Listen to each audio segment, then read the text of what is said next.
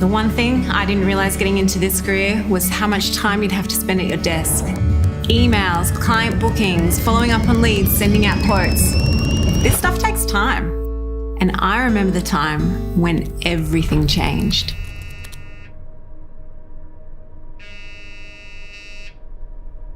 Hey, Ben. No worries. I'll be there real soon. See you in a sec.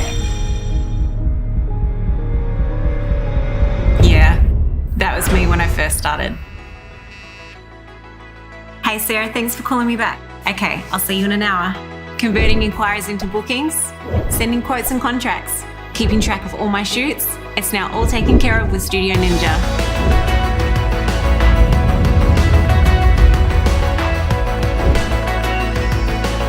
Beautiful, big smile. With Studio Ninja, I never have to worry about following up on leads, chasing payments, or missing shoots. Time, beautiful. As I said, I'm a photographer, not an administrator. So if you want to spend more time doing what you love, let Studio Ninja help.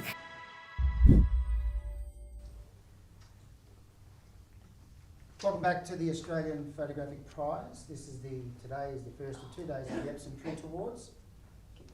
And I can keep going, good. That's okay? Always little things happening. We're looking at the commercial category next, which, as you probably gathered by our last promo, is sponsored by Studio Ninja. And as somebody who loves taking pictures, but is hopeless administrator, I'm sort of thinking that's sort of the person you want to be talking to if you're a bit like me, which a lot of creatives are. Commercial entries are commissioned or non-commissioned images to be used by a commercial client for promotional branding of a product or company.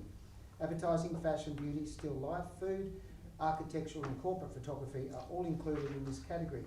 Composite and non-composite images as well as highly manipulated images are allowed. However, all components must have been created by the photographer. Text graphics are not permitted. However, description disclosing the nature or purpose of the commercial use of the images is permitted, but limited preferably to 25 words. We have an incredibly talented group of people sitting in front of me. That's the audience. And we have an equally talented group of people who are our judges, with a little more experience perhaps. In that panel I can include the effervescent Tim Moon, who runs Wanderlust Imagery and Tours. We have Francis Suter. Where are you from, Francis? Brisbane. And Francis is a commercial photographer amongst other things. You've done a little bit of commercial, a little bit of portrait, wedding, good all-rounder, solid. Then we have Peter Barnes, and Peter, you're local, aren't you? Adelaide, that's close enough. When you come from Perth, anything close to Adelaide? Yeah, we're Eastern States. Did you make it in one day? Yeah. And you drove? Yeah. Oh, then you're local. My daughter lives that far away, and she's still in half of WA. We then have Matthew Vasilescu, or Matt, and Matt's from Sydney? Just hold up the road. You're local, okay? I don't know where anyone's from, but I do know that the next person, the next gentleman, Mark Zed, is from Adelaide. That's right. I got one right, it's not bad. So that's part of our panel. We have a couple of others that will step in a bit later, and I'll introduce them to them soon. We have a wonderful group of volunteers helping here, and of course, if you want to know a little bit more about the rules and things, you can go to the AustralianPhotographicPrize.com.au and have a look there, and you'll see who what the details of the entries are and how to be involved next year. Of course, if you live close to Melbourne, anywhere between Adelaide and Melbourne's close, you could get down here tomorrow, see some judging, and also see some speakers, and there's a few parties going on, and still a lot happening. And not to mention the incredible expo where we have some amazing sponsors. ASO, KL are out there, we've got Godox, we've got Epson, we've got Adobe, Studio Ninja, Memento Pro, coming up with their albums, Studio Graphy, Brilliant Prints, Nikon of course, one of the major sponsors as well. But the Print Awards, our major sponsor there, or the primary sponsor of the Print Awards, is Epson, who have been involved for many, many years at this level. So with that, I think that if you guys are ready at the back, we do apologise if anyone says something off air because we're on live microphones, but they will behave themselves, won't we? We will. We will. Good. Let's have the first print in the commercial category. We're going to do a run through. Let's do that first. We'll give you a chance to look at all the prints.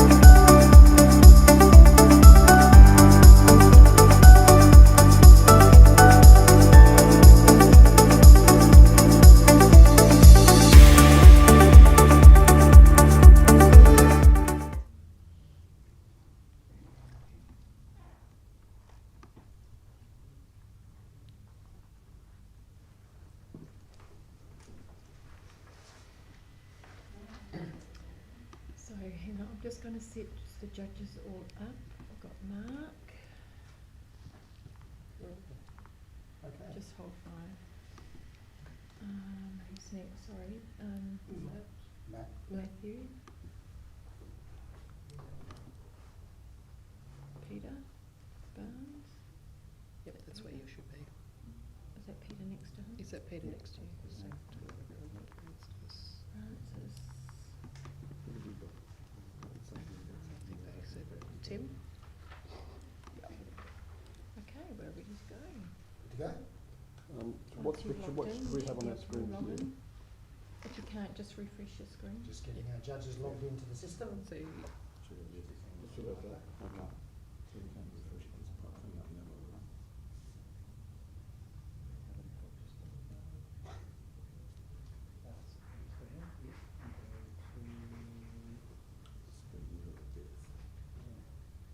I've got there are no entries that need judging at the moment. I went in online judging before. Live competition. Alright, sorry. Wrong spot. Network server. And commercial. Great.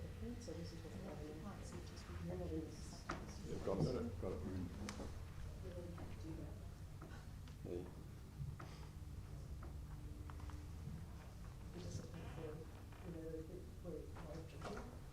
get into the judging. Ah, Karen has to put that on the back end. hang on, I might be up. Oh, he's actually on the list here though. That's weird. Alright, You've only got the one registration that we've logged in with. yeah, so Peter, is it you or Matthew? Matt. Okay, Matt. Vanessa, I'm going to get you to start judging. If that's okay? Thanks, Matt. We'll just get that sorted. Once you're ready, just let me know you're up and running. So we have Vanessa McCall do we need to joining us get just while Matt gets some his help for you to get- connection sorted for judging. Oh, okay, cool. Everyone else logged in all right? That is it. Yeah, it'll just be me having to log in. So I'll just remind the judges as you're scoring to, you've got a little cheat sheet here with the scoring criteria, refer to that. Sure. Essentially you're looking at, what level of impact, what level of narrative or interpretation of subject or aesthetic expression, what's the level of technique, post-production and image quality, is it, a high standard, very high standard, what sort of standard is this for professional client or self-commissioned work? Keeping in mind that we're setting standards for professional photography, so anything that you give a 70 or above, you're saying this is a professional standard, and it's really the degree of professional standard or how far above professional standard you think it goes. And if it's below 70, you're saying it's not quite a professional standard, and then we'll make sure we get some comments back to the photographer, and just so that they can learn a little bit as we go. Are we all in? We're all good? Are the captions being read out? The captions will be read out. You ready? We're good to go? You good? Okay, let's have the first print, please. Okay. Straight into it. We do have a description. Grow to consume or consume to grow? That is the question. Sorry? Grow to consume or consume to grow? That is the question.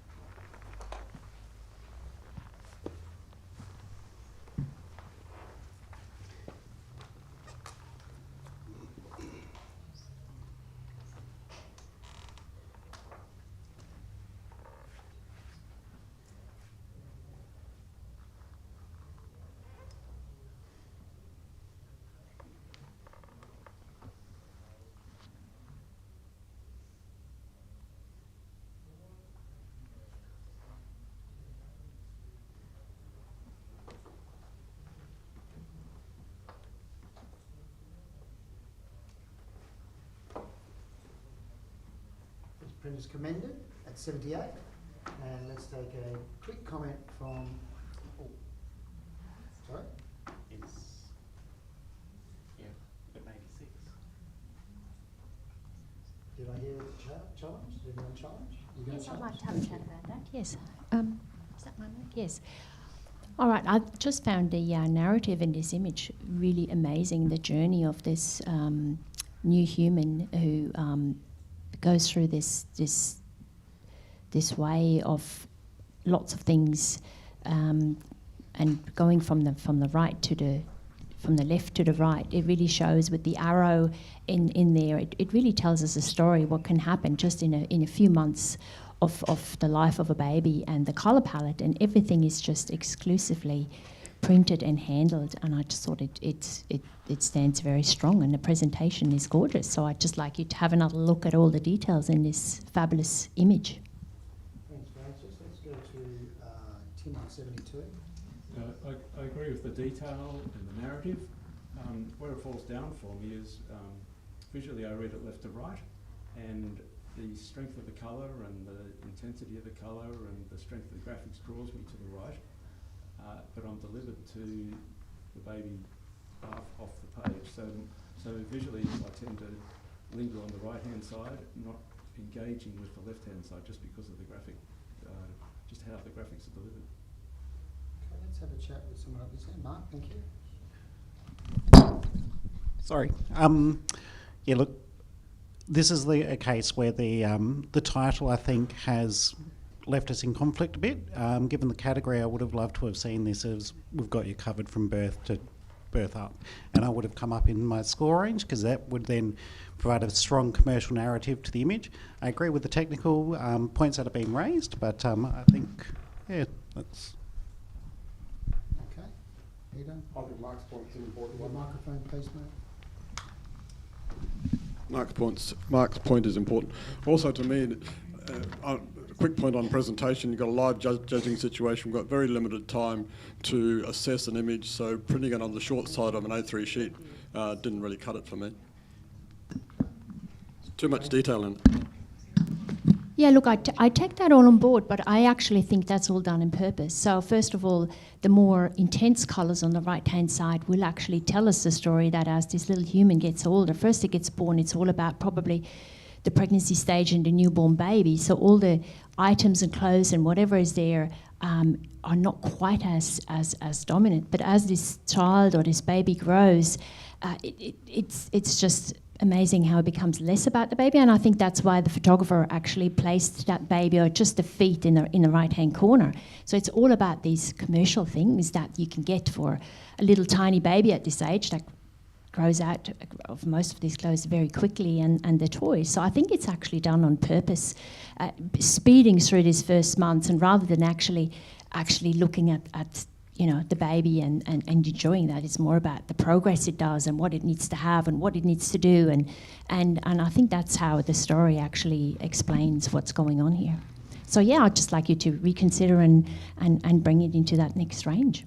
Thank you, Francis. You hold at 86, so you put that score back in. Everyone else can score, taking on board what you've heard.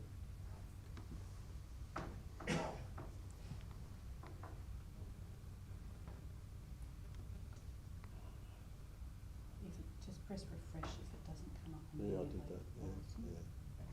And that's refreshing.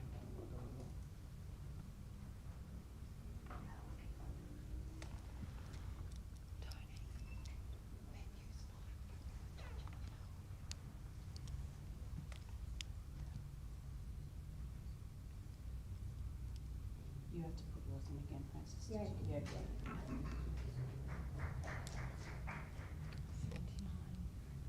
Print score 79, and it's highly commended, or commended, at the highest end of commended, which is why I called it highly commended. Well done, and let's have the next print, please.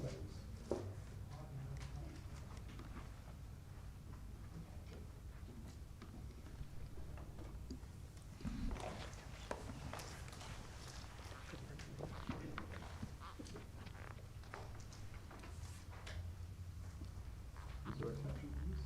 No. No title. Thank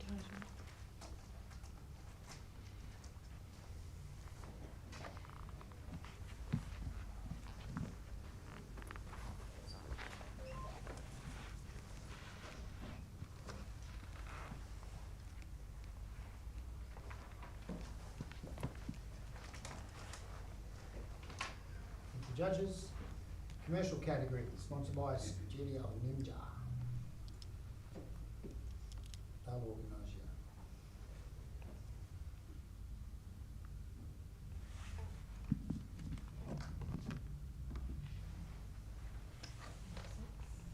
Print score 76.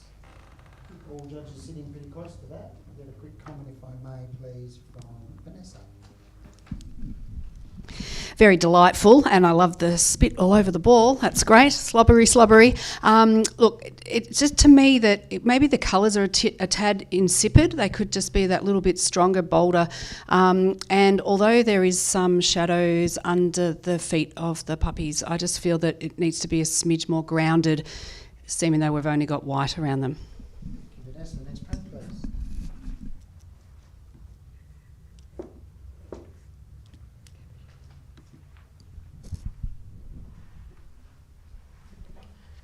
We have a caption for this one. This image is for Corowa Distilling, the dreaded distiller. Australia's iconic painting Shearing the Rams by Tom Roberts' inspiration came from a shearing shed near Corowa.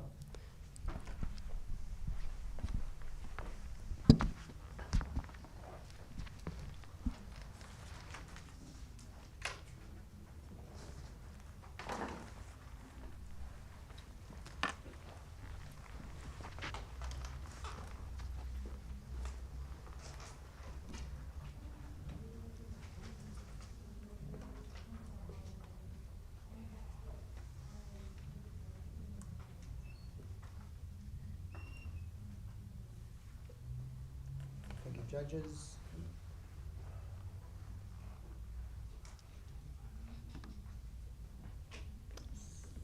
Print score 78 is commended. Nobody's in a position to challenge that. Let's have a comment, please, from Peter. Delightfully arranged, sorry. Delightfully arranged, congratulations. I love the clash of cultures, the range of postures and people in it. Perhaps a little bit more colour, a little bit more punch would have made it more useful as a commercial image. Thank you. Next print, please.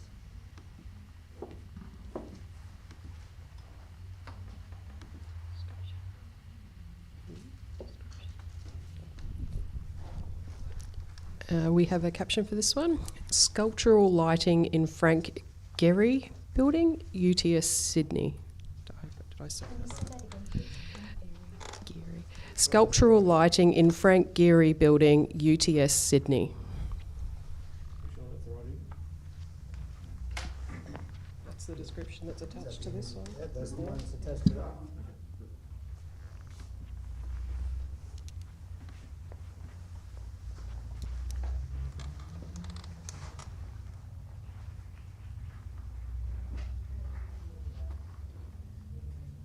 I wonder how our friends in Iceland are going. Been a long day for them.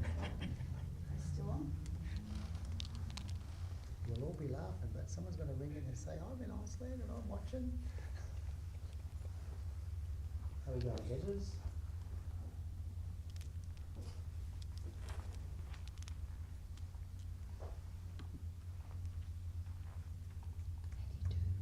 His print scores 82. Semi-finals. Well done. And all fairly close to the mark there. Can we get a comment, please, from Mark's head? Thank you, Mark. Yeah, really clever use of framing to mimic the female form in here. It's nice, abstract, and it it alludes to something that we're familiar with. Thank you, Mark. Next print, please.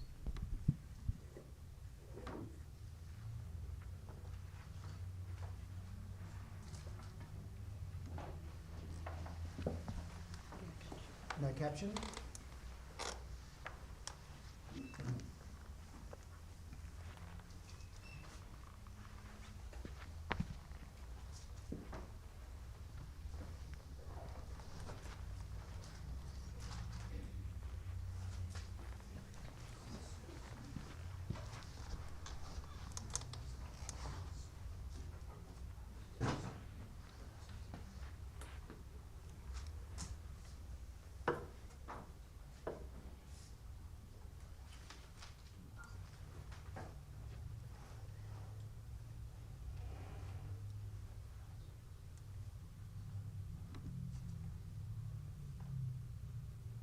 print score 76, right in the middle of commendation. Everybody pretty close to that, so it's a fairly solid answer. Let's have a quick comment, if we can, please, from Tim. Maybe you know a little bit about architecture. The architectural shot. As a guide for an architectural shot, I think capturing the spirit of the building is important, and I think the choice of crop on this one and emphasising the vertical join in the titanium panels may not have been showing the building at its best. Okay, thank you. You know a bit about architecture, do you? Next, actually, let's have a judge change before the next one. Francis, I'm going to move you out, bring Matt back in. Matt in. Thank you. And let's make you, I'm going to keep you moving pretty quickly. So, Peter, if you take a little seat for a minute. And let's bring in Bruce Miles. Thanks, Bruce. He's just come from a sold-out show on stage. Crowds went wild. He had to sneak out the back door because of all the groupies. So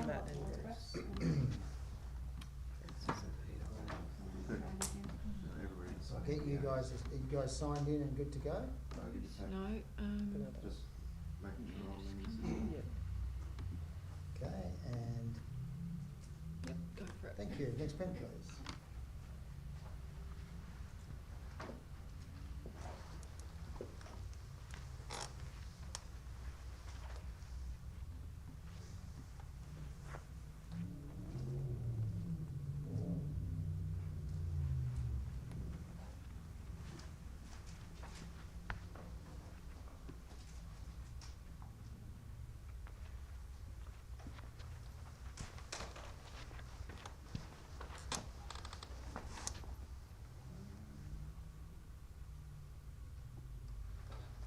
Mine's not coming up yet.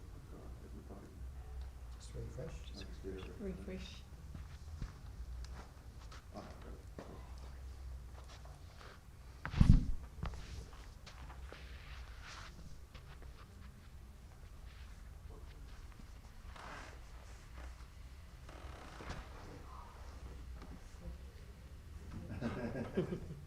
Brent is a semi-finalist with a score of 83. Well done. All fairly solid scores in and around that. If we could have a comment, please, from Bruce. Picking on me today. No, just get straight into I it. don't even know what the mic is. This one here on your right. Oh, this will do for a minute. They all do the same thing. Yeah, it's beautifully three-dimensional. It drops down. I think it's got a good guide to the eye. I think just working on some of the tonalness in the greens and that could it just be improved a little bit more. I just felt that, particularly towards the bottom of the image, it felt just a little bit muddy for me. Just took away from the actual print itself. But overall, good job. Thank you. Next print, please.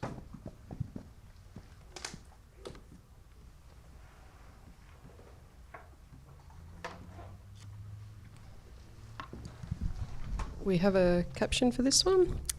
Architectural detail of warehouse, Woolwich, UK.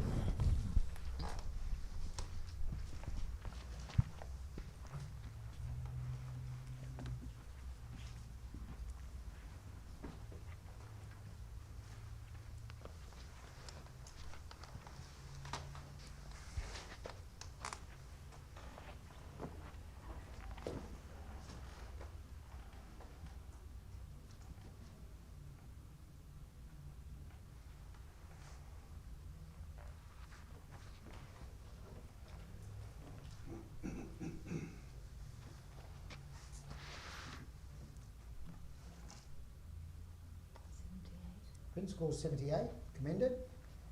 All pretty close again. I'll get a comment, if I can, please, from Matt. The balance of it's lovely. I mean, that nice solid vertical line right in the centre, nice and symmetrical. I guess it's maybe a little bit unfortunate we can't do much about that grill on the left, which kind of just holds your eye between the nice two letters that are speaking to us. What could be done to take it a bit higher? To take it a bit higher, I don't know, go further down the alphabet, see if we can get away from that particular part of the building. to find another place, because we are in a commercial situation where you have the ability to move. Okay. Yeah. Thank you. Next print, please.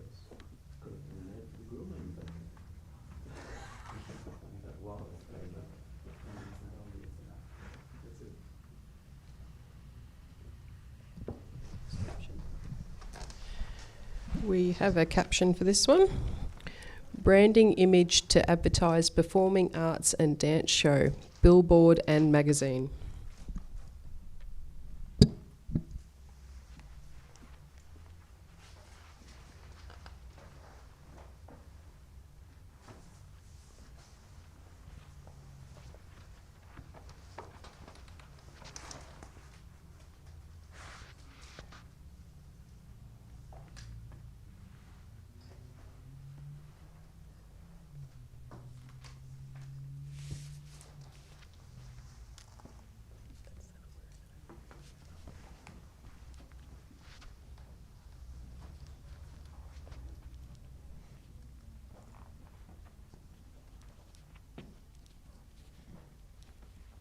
Bruce and Matt, have you pressed Oh, mine had an submit? error, sorry. No,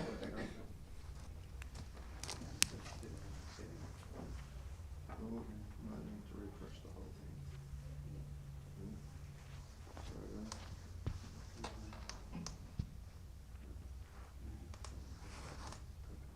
Got it.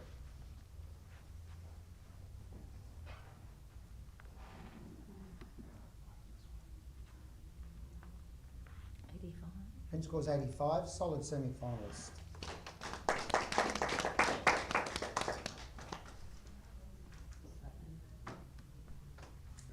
Up the other end. Are you going to challenge? You're not. Well, given the I'm going to challenge. yeah, okay. Okay, because if that, with an 88 and a 92, I'm going to challenge this because I'm going to ask you to all speak. Yeah. But I'm going to start speaking with Vanessa on 88. I absolutely love that background. Is just so well handled, and the shape that the bodies are all forming is just delightful. And I can really imagine this as a billboard would be just sensational. The only thing that stopped me from the 90s was the highlights in the hair and just a couple on the body that are just pulling my eye to the wrong part of the image. But I know I can be persuaded, so talk me, because it was just that little detail. Okay, let's just go back to see where Bruce is sitting in 77. I liked it when it turned around, or the wheel of turning around. But the thing that got me when I came up to it was the hair, the male. I assume it's a male body in the mix, and that. And I found it really confusing to the eye. Like, and as a commercial image, I didn't find it an easy read. The legs and the torso at the top work. The background is beautiful, but I really found it a hard read to see what was going on because of no separation between the hair and the head and the actual colours of the top and the bottom, whatever those bits and pieces are. So I thought it was good, but as a visual piece of communication, it just didn't go for me. Okay, Tim, you gave it 92. You thought it was this worthy of finalist standing. I did. So just the strength of the geometry in the image, just setting it up. You've got the square frame, you've got the circle in the middle, you've got the crosses running through the middle of the circle. And to Bruce's point, that's why I actually find it engaging, because as a dance come performance presentation, the body's just becoming unrecognisable by form, I think actually adds to the sense of the performance and the sort of school that it might be representing. And I just love the detail in it, the detail in the jeans, and I see the brightness in the hair and and her, whatever it is, left arm, actually brings you back down away from those torsos that are all wrapped intertwined. So I think that adds to the balance, and counterpoints is the blue leg that's on the left. So I think it's pretty well balanced, I think. Okay. Does anyone else have anything to add to the discussion? No? Okay, so you all had the opportunity to rescore based on the comments you've heard. So I'll get you to re-enter your scores when chooses the new one.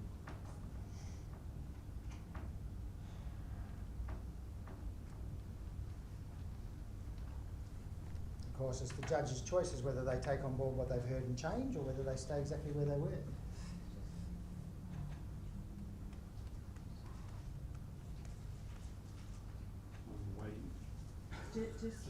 Just hit refresh. So go to the top up there.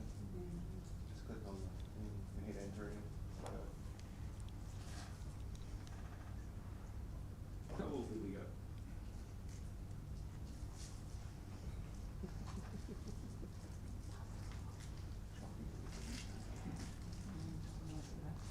And this print now is a 89, I guess. 88, 89? 88. So just to clarify, as chair, I have the responsibility or the right, if you like, to sometimes be able to challenge.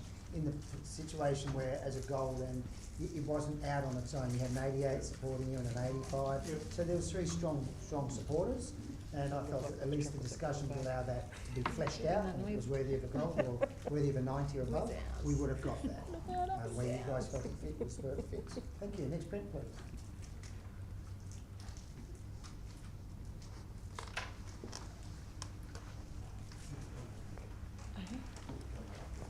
It's gone.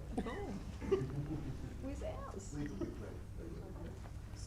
there any captions for this one? No. Double bond.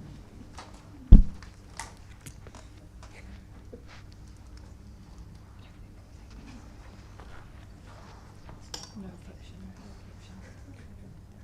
No caption on this image.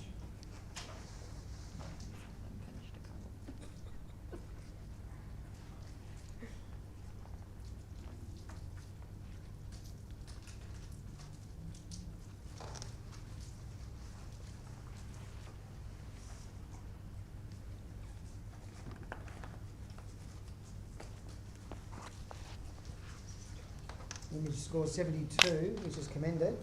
And I'm going to just get Bruce to make a quick comment on what you think could have been done to lift this to a higher level.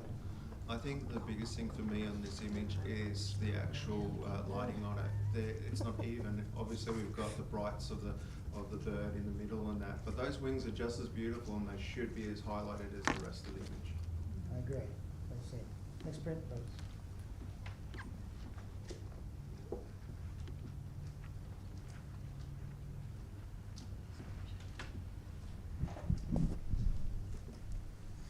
We have a description for this one. Excuse me. The ceiling of the performance space in the Eucharia Cultural Centre, Mount Baker, SA, for the architect Anton Johnson.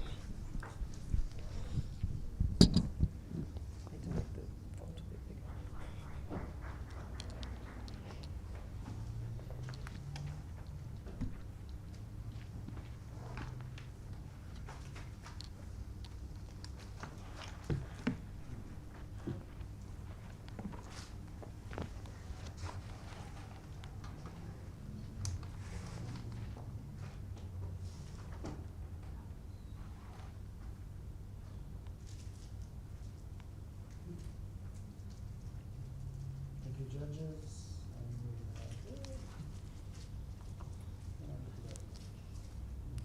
Semi-finals with a score of 80.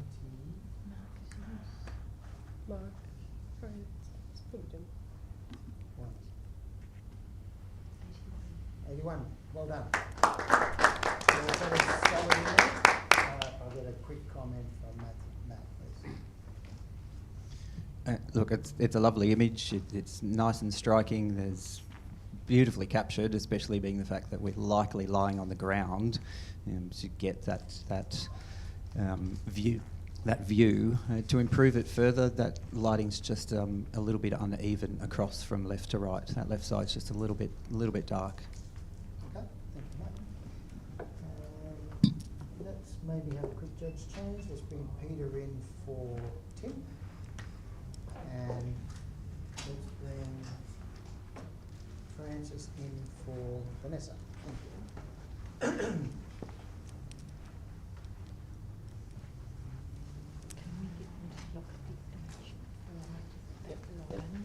Okay, we'll have a look at the image, thank you.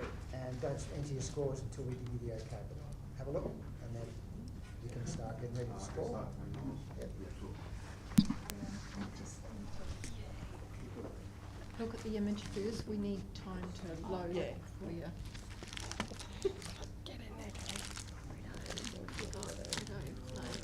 Not a great deal to choose from. Not much to choose from. This is the commercial category. Thanks, Lee. The Epson Print Awards as part of the Australian Photographic Prize, sponsored by our good friends at Studio Ninja. And who's came in for? Who came in for? Oh, Peter came in for.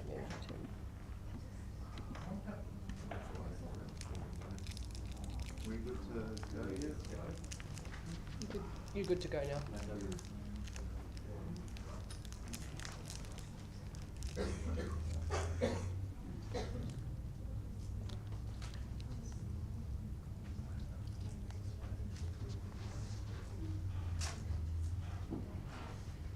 Looking like we're going to have a semi-finalist on our hands at least. Excuse me. With a score of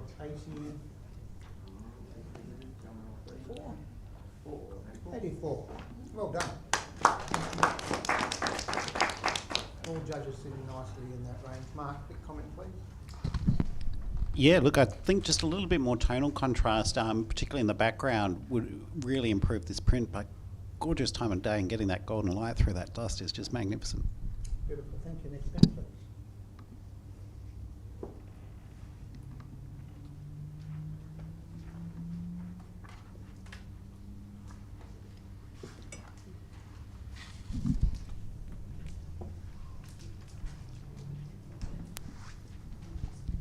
We have a caption for this one.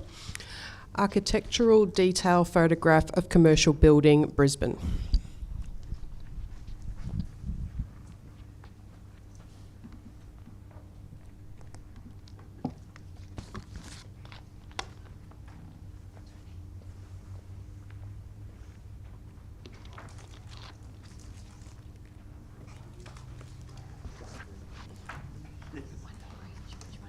Thank you, judges.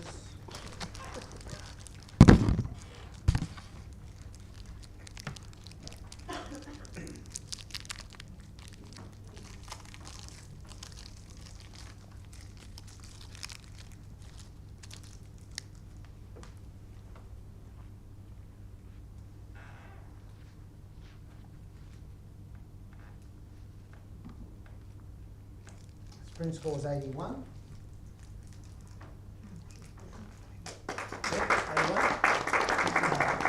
That puts it as a semi-finalist. And maybe let's get a comment from Bruce. You like this picture. What was the strength of it? The caption really helped sell it for me as somebody who probably got commissioned for the architect to actually highlight those differences and uniqueness of a building. I think this is really well captured to really graphically show that, and I can see them using it in ads and spreads and stuff like that as a point of difference for their work. Excellent. Next print, please.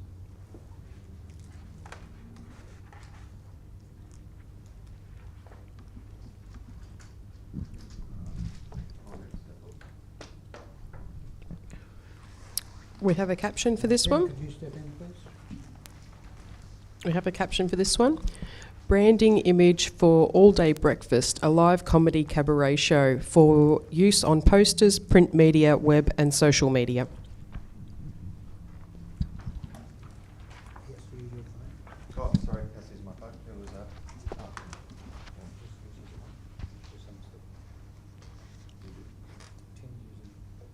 No, we've changed it. Oh, you changed it. I've changed Sorry, it. don't worry. I've changed I it. can change it that quick. No, they're ready. So you got to use You're it. fine. Sorry.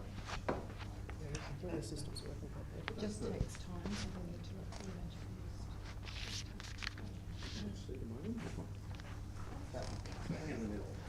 first.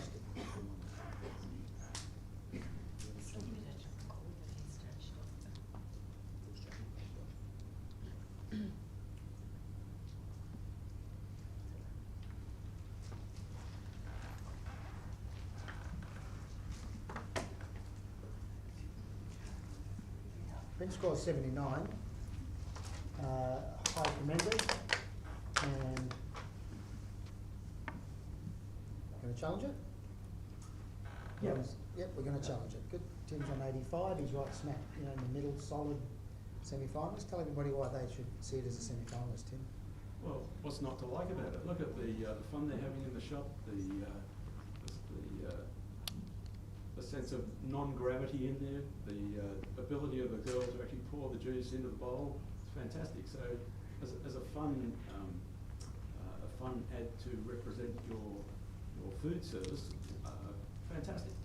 Even the colour selection, culturally, the colour selection I think works really well, and I think just a fun image. Peter. The photographer's done a really good job of making a photograph to the brief for this performing arts company. But in terms of visual impact, for me the background works against the image. It doesn't provide sort of punch that the characters are providing. I'd like to see that in a different colour. Okay. Francis, you supported this on 82. Yeah, look, I'm nearly there, and actually just mentioning the background, I think it's actually, it adds to that vibrant feel of the image and the energy these two people have while they're serving their breakfast. I think as a commercial image, it will grab anyone's attention, and I'm coming up. I agree. Yeah, quickly. If we're talking commercial image and we're talking product and selling something, I feel like that foot is just a little bit heavy on what we're selling, which is the all-day breakfast, the bottom of the image, and it feels like we're kind of crushing it. It's a bit buried for a commercial selling image, which is what commercial photography is there to do. Thank you. I think it's providing the ground on which he steps forward, isn't it? It's the shoulders he steps on, and that's the product he's selling. So I think there is a grounding. We've got a darkness to the bottom of the image. We've got some shadow there, and I think that helps sell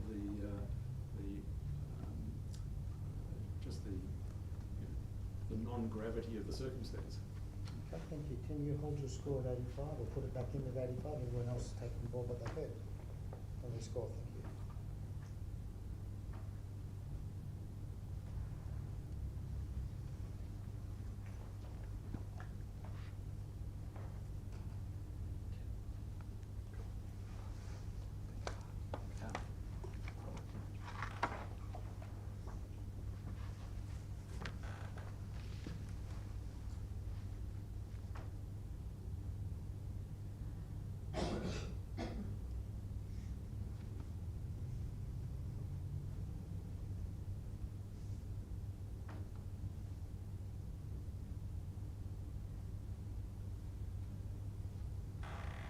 Judges, we all in? No. We're still waiting for Peter. Peter, you entered your score, please.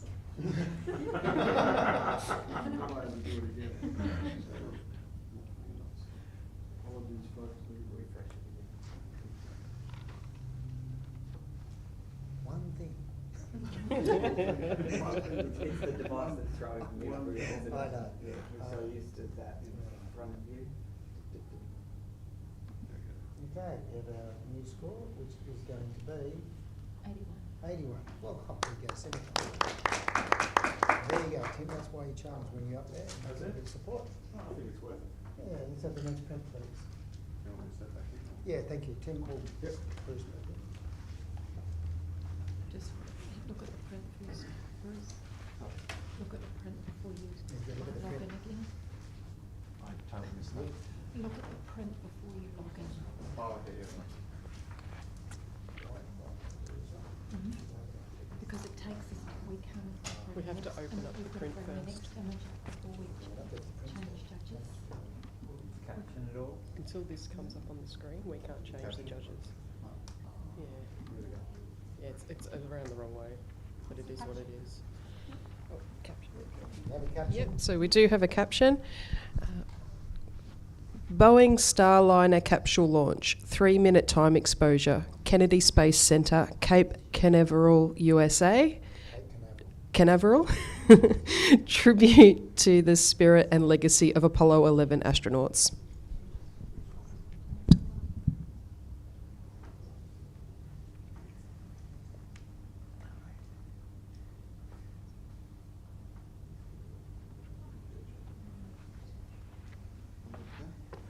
Yes. Thanks, judges.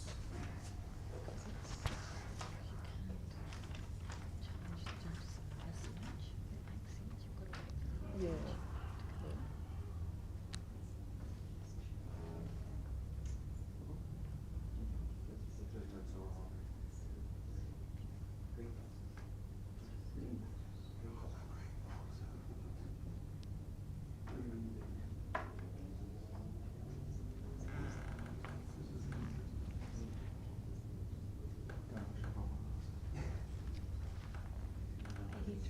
Print scores 83, semi-final. Well done.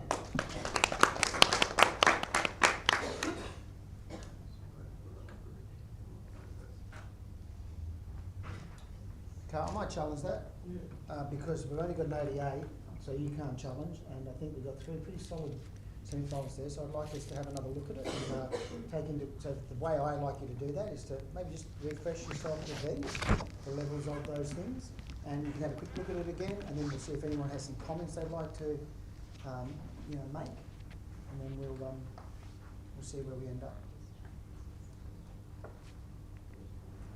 We can have the description read out again, please. Sure. You're going to make me say the name incorrectly again, aren't you?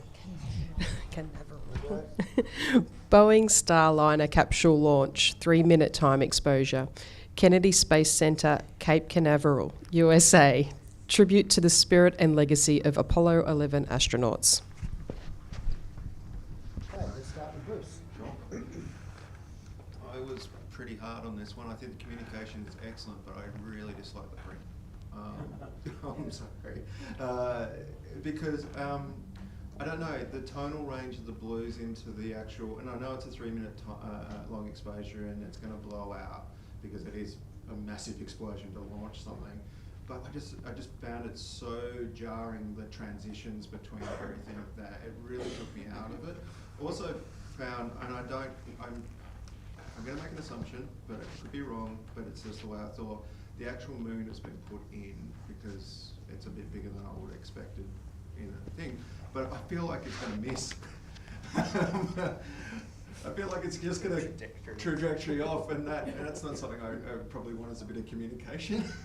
I might be a bit harsh, but that's where my brain went to when I looked at it. But the concept is big. Mark, you really like this, you're right up. Yeah, absolutely. I think in terms of planning and execution to capture this moment, this is impeccable and it can't be flawed. You would have to be very well prepared, exceptionally lucky with environmental circumstances, and this has been really technically executed fantastically, and I don't mind the patchiness in the blues given the time of day and the processing that would be required to visually communicate this moment in a superior manner, which it has done in spades. Well, I agree with the other comments. I think we've been a little bit harsh. This is up there, guys. Yeah. Peter, you also saw this at the upper end. I did. I scored this at 88. The background with the rocket going up towards the moon, yeah, that's in there, that's great. But what got my juices flowing was the photographer and statue. The photographer brought those lifeless forms to life. May have got lucky with the lighting, as Mark said, but managed to use that luck exquisitely to portray those figures. Does anyone else have anything to add to the discussion? You've all heard enough? Okay, so I'll get you all, you can all rescore. So whatever. We don't have to rescore.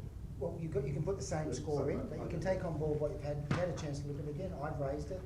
I felt that it could do with another little look at and another conversation. It's up to you guys what you do with that opportunity. So we'll get our scores back in. We're going to end up with an 88. Well done. Nicely done. I think that's just, maybe because I'm Tony, have another look. 86. I keep seeing that pops up last. That's not fair. Those green boxes. I know. It's a long day.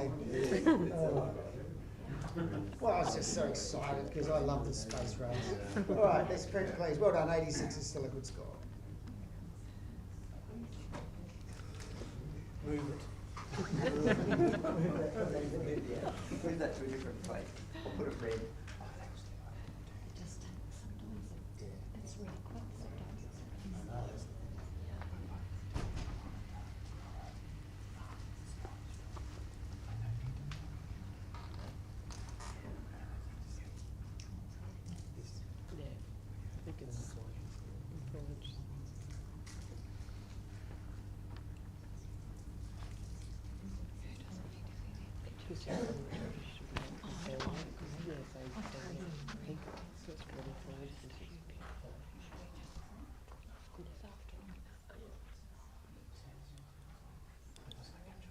No, no caption. No caption.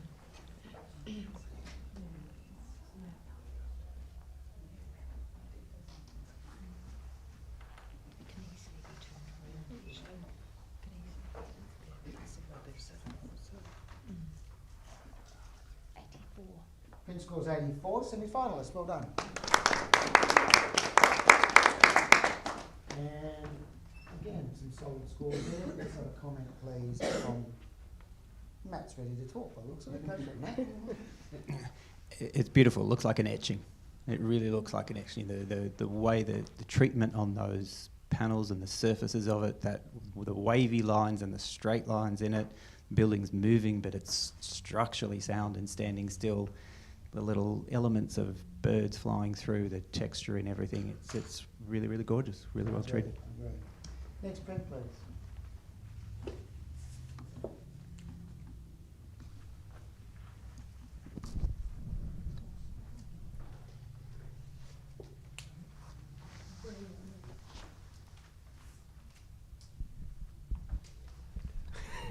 Caption? Yeah, just working out how to speak French over here. Entendre, a branding image to portray the grace and athleticism of this ballet pas de deux. You want it again, don't you? Entendre, a branding image to portray the grace and athleticism of this ballet pas de deux. I'm just practicing for my trip next March. Oh, you did, Jackie.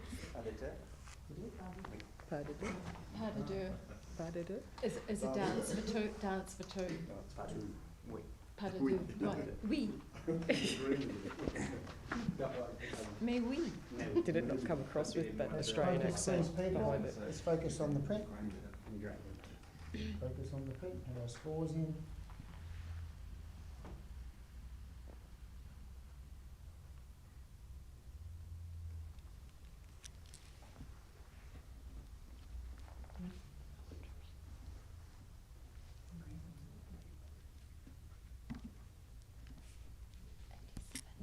Print scores 87 and is a high semi-finalist.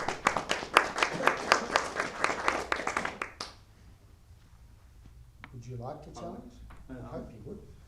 Yeah, I would. Given a 92, so I would. Listen to Matt, he feels it should be higher. So, commercial image, tick. Beautiful. Yeah, gorgeously done. The movement in it between the dancers playing between each other, the connection that they have with the material that's between them. They're beautifully lit. Their poses are strong and delicate at the same time. They're frozen, but they're moving. The lighting is fantastic. The print quality is beautifully handled of it. Is in my opinion, anyway. I think it needs to be straight into a finalist, quite convincingly. Okay, let's have a little listen to Mark. You sort of good score for 84. Yeah, absolutely. Look, I would have loved to have seen a little bit more silky definition behind where the termination of the brightest part of that. How do I describe it without pointing above the hand? We have a really bright termination there that's distracting me really from the and. So we have that above the hand leading down to the other hand, and that's the bright point. That's the kind of the whiter point before you get led down to the woman, which is just an incredible caption and body motion and everything. So I feel that the material has actually detracted from the moment of the dancers. So that kind of held me back a little bit, but I'm still willing to listen. Okay, let's have a listen to Francis on 88. I agree with everything Matt said. It's absolutely fabulous as a pas de deux. It's just beautiful. For me, it has even this yin and yang feeling in it. The only thing that I hold me back just a tiny little bit, but I'm happy to listen, is the dancer's right arm, so pointing up in comparison with the white material. I just found it doesn't quite flow as nice as the other part of the material. It's a little bit rounded there. It just doesn't sit quite right for me, the flow up there, but that's just really a little detail. Okay, Bruce? Just quickly, like, I loved this image when it came around and we looked at it and everything. The thing that got me, and the reason why it didn't go up into a final sword, is the bottom dancer. There's not enough weight in the shadows for me, and it feels, unfortunately, a bit more cut out because of it. It just doesn't sit and ground the whole image. Beyond that, I think it's amazing. So I'm willing to listen a little bit more and convince me to go to the next level. Okay, if no one else has anything to add to the discussion, I see this as, from a distance, it's just graphically beautifully balanced. Colour palette is exquisite, and in terms of a piece that would demonstrate or advertise or try to entice people to come to the ballet, it's about symmetry, about flow, about connection. I see the straight arms of the male dancer demonstrating strength and poise. I see the fluid nature of the girl at the bottom in her pose demonstrating the sort of more suppleness and the more feminine side of the dance. The yin and yang side of it comes in. I do see the high points at the top, but I feel like that drags me in from the top, which is where they want me to start, and I get easily led down and follow that nice flow right down to the bottom toes. So that's my 2 bobs worth. Back to you, Bruce. It was your challenge? No, sorry, Matt, sorry. Tony, absolutely. That flow from the top to the bottom, that wave, that curve all the way down, we're hitting highlights, but nothing's peaking too much. The dance between the two of them, and for me, that connection with that material in between them is what connects them as well as their 2 poses together. It's just a beautiful piece of communication. Put any brand dance company on it and they would be ecstatic with that. So Matt, you hold your score, and everyone else take on board all the comments you've heard, and you make your own minds up where you think it should now sit. You rescore, you've got to put in the same score.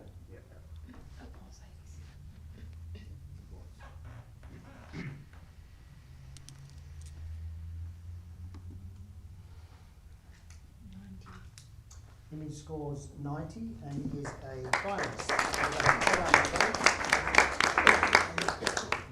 All judges decided that they felt that very good. And we will have the next print, please.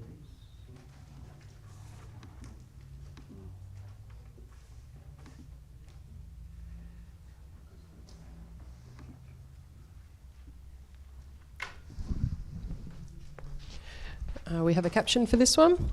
Elephant in the room, wine on display in wine cellars distribution showroom.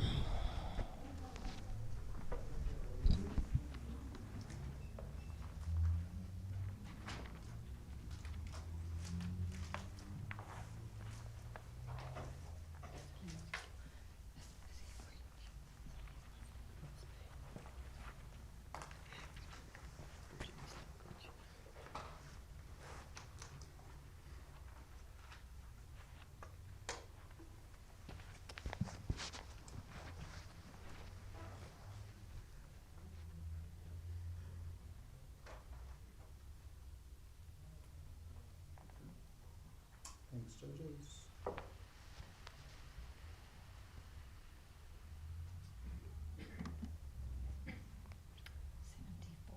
Print score 74, commended. And let's have a comment, please, from Mark, who gave it 74. Yeah, look, a little bit of cleanup would have gone a long way with this image, and also just kind of, when we're looking at print, we've really got to work on where our blacks are sitting as well. So just a little bit more concentration at that finer end of things would have helped just to raise that a little bit. So those blacks are a bit heavy for glass and for bottles and things. Yeah, and it lives in contrast with what the assumption of the black shelving as well. So working on those tonal contrast differences would have really helped lift this. Thanks, Mark. Good one. One thing, real quick. Yep. Straightening labels. You can twist those bottles a little bit, and Good just. point. We'll have another judge change. Vanessa, I'll get you to take Peter's spot. Tim, I'm going to get you to give Francis a vote. I know, Francis, you had a vote so long ago. We'll give Mark a vote. So Tim, you come up here. Yep. Thanks, Mark.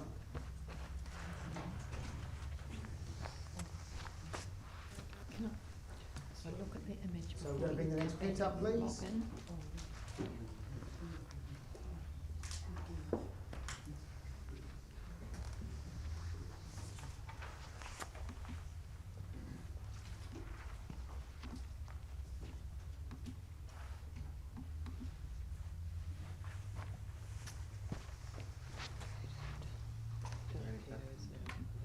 Is there a caption?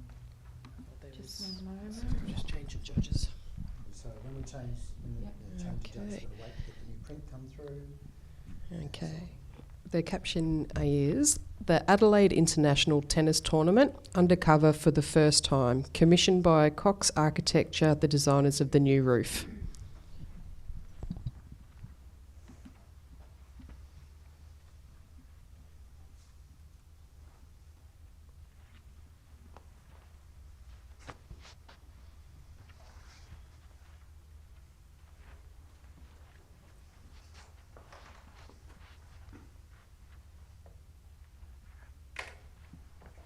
These judges.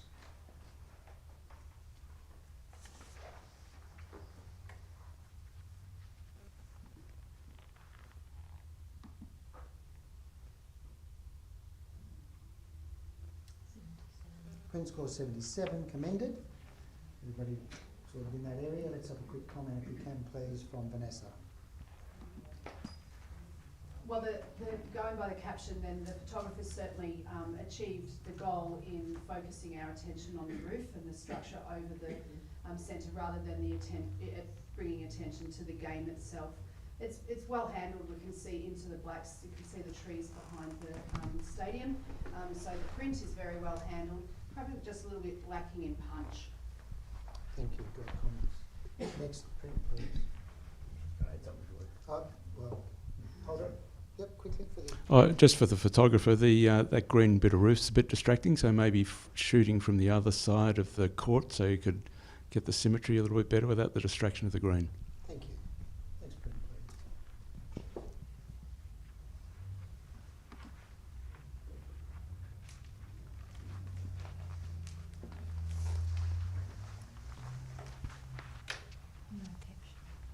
No caption?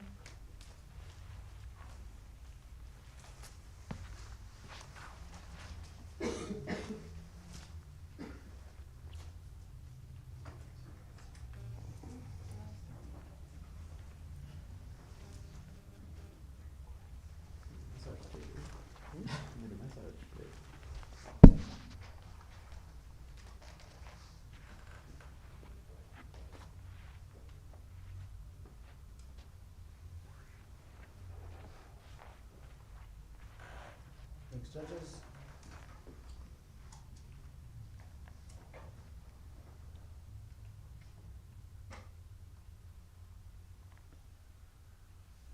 Sorry.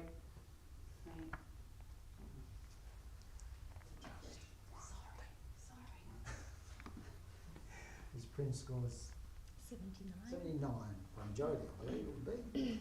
And that means it's a very high, you will, good.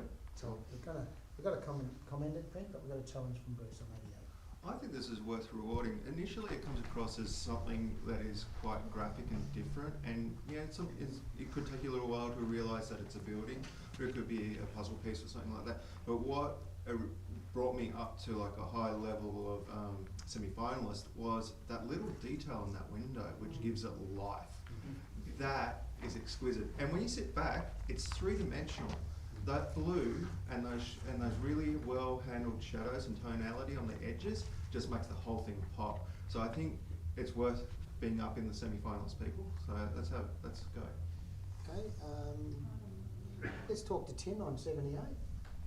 Yeah, I love the composition. I love the components, and I think as an example that the lighter grey left-hand panel and the subtlety in the detail that's in there, if that was in the rest of the facade, then there'd be so much more interest. And I think the blackness and the blocking out and the darkness is a little bit oppressive, and that's had a great opportunity to get that detail that's on the left across the rest of the facade. So that's what's holding me back. Okay, and we've got a supporter there in that on 86.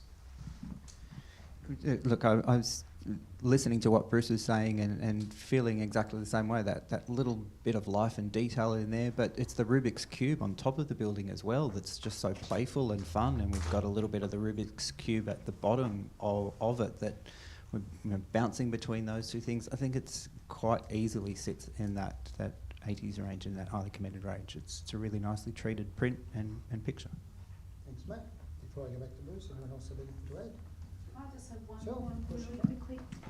I hesitated, you saw me, I took a little minute to put my score in, and I think it was, in the end, it's got to do with the paper choice. I think, I just keep going, is this an opportunity to do to really punch those colours out by a different paper choice? But look, I'm right on the fence. Okay, Bruce. I think adding any extra distraction in there could go either way, and I go with that paper choice. Could experiment. I don't know. We don't know what else was tried. But as a piece of graphic design, I think it's really striking. And no, it isn't perfect. Something that you can love straight out of the box sometimes, but it's something that you keep coming back to. And I could see like an architect or something putting this on a wall, and people walking into a foyer just going, "What is that?" And then the conversation piece happens. And when you find those little things like that, a little bit of life in there, it just sparks joy. Beautiful. Can you hold your score, please, at 88, and everyone else will score? You just put yours in at 88.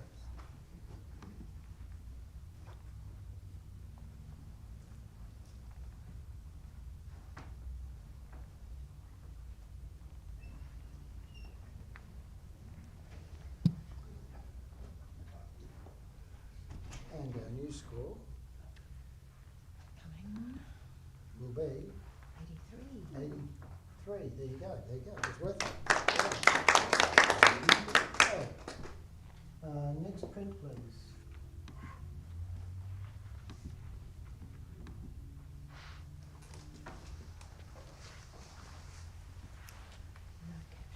No caption on this print.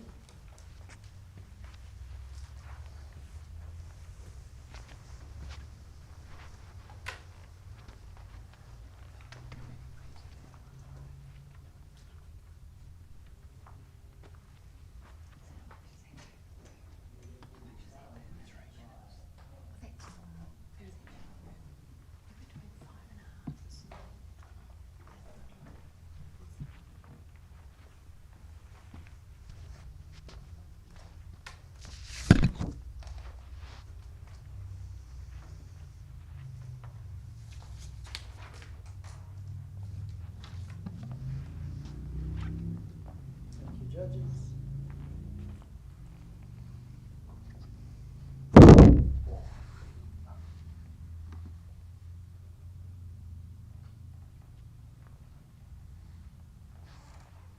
Print scores 82 and is a semi-finalist. Well done.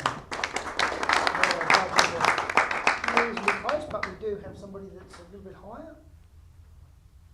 If you wish. Matt? Can I challenge? I can't either, can you? Sorry. No, because I've done that and there's 4 of you and 80, we're going to challenge it. Okay, I'm going to challenge because I've got the excitement going for that poor photographer. Oh yeah, he's got a challenge. Oh, you can't challenge. So we're going to challenge it. There's 4 of you and 80. Let's have a little chat and see if that's where it belongs, and if it's where it belongs, that's where it'll end up. So I'll start with you, Matt, because you did give it a high score. So Yeah, I did give it a high score. You will be able to change your score, but you won't get a second chance to speak. Okay. Yeah, no problem. I did give it a high score. I sat, looked at it from back here, looked at it from up close, I've given it a high score because it's beautifully treated as an image. We're intrigued by it.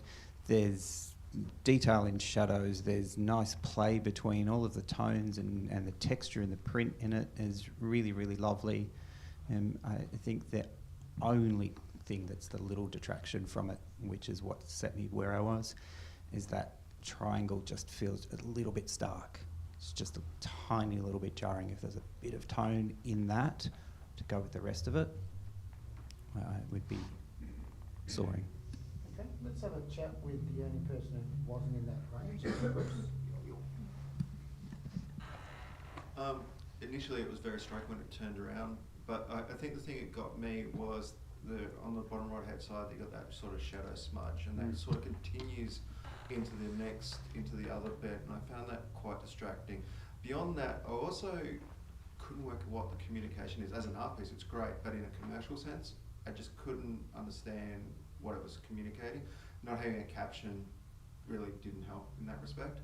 So that's the reason why I came down to commended and not semi-final. Francis, at 84, you're fairly strong. Yeah, I actually agree with what has been said from that before. I don't think I have any. Microphone. Oh, sorry. Yeah, forgot. Yes, I do agree with what has been said before. I don't think I have much to add. Okay. Anybody else have anything to add? Tim? Yeah, I think the geometry's strong, and I think that's what I responded to, and just the holding our eye in the centre with the darkest and the lightest parts of the image works well. So, great image. Now, I suppose what I look at it, I can see it as an abstract image to be used by an accounting firm or economics firm or something, talk about stability, the pyramid in the middle and everything around it. That's the only straight lines in the strength of a pyramid. You're surrounded by these sort of curved lines representing all the fluidity of markets and things. So I can see commercial applications. Technically, I think, as it's been indicated, very strong. So, obviously well worthy of where it's at, but let's just see if any of the conversations change the opinions. You all get to rescore. Rescoring?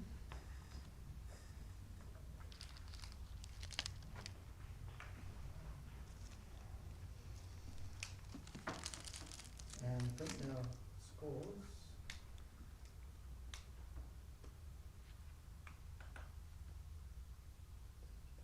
It's like waiting for paint to dry. Is it dry yet? 84. 84, there you go. And you have the next print, please.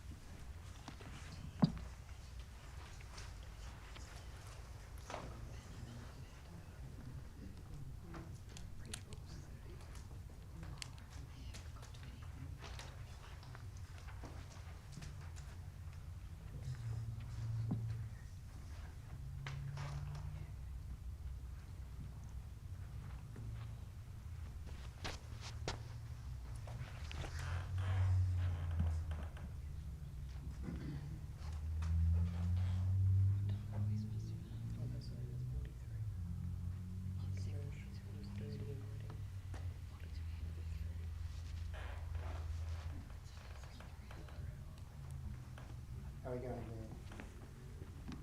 We've got everybody agreeing that it belongs in the commended range, all sitting at 75. Let's have a quick comment, if we could please, from Vanessa. Really great that there's so much detail in a very dark image, like we can see into all the spots we need to see into. I have a hesitation about the sharpness at the top of the building, and a little bit hard to tell, but to me it looks like it's not sharp, and I'd love to see that sharp the entire way through. Thank you. Actually, before it's another judge change. So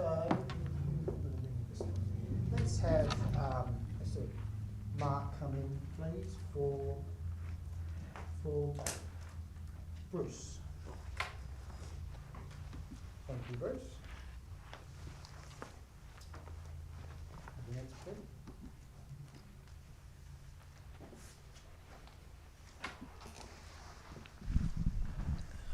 We do have a caption for this one. Detail of the University of South Australia's new Pridham Hall in Hindley Street, Adelaide, commissioned by the university.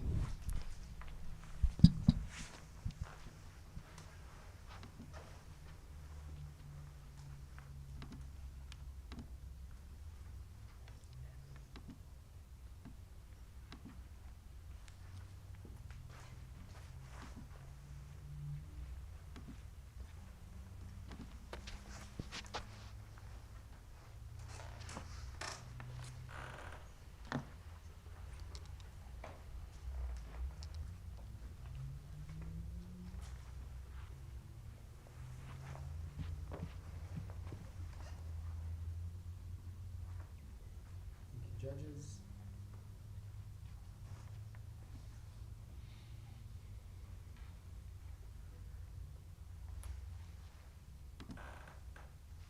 Print score is 78, which is commended. Are we all happy with that? Got a challenge? Yes. Okay, thank you, Mark. You're on 84. Sorry, 84. So let's see what we've got to say. Yeah, look, this, I'm going to, straight off the bat, I'm familiar with this space. This is a really inventive take on this environment, and it's worked with the three-dimensionality really quite beautifully. The print itself has been really well managed.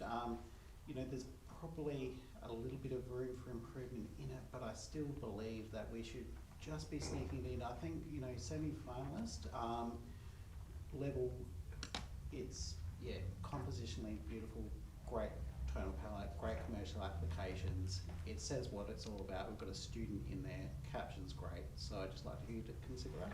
Okay, Tim, 72. Yeah, I really appreciate the unique take on this, and you know, it gives you that double take, doesn't it, having that student in the black strip on the left. And I love the detail that's all in the jacaranda foliage and the greenery draping over the warm timber.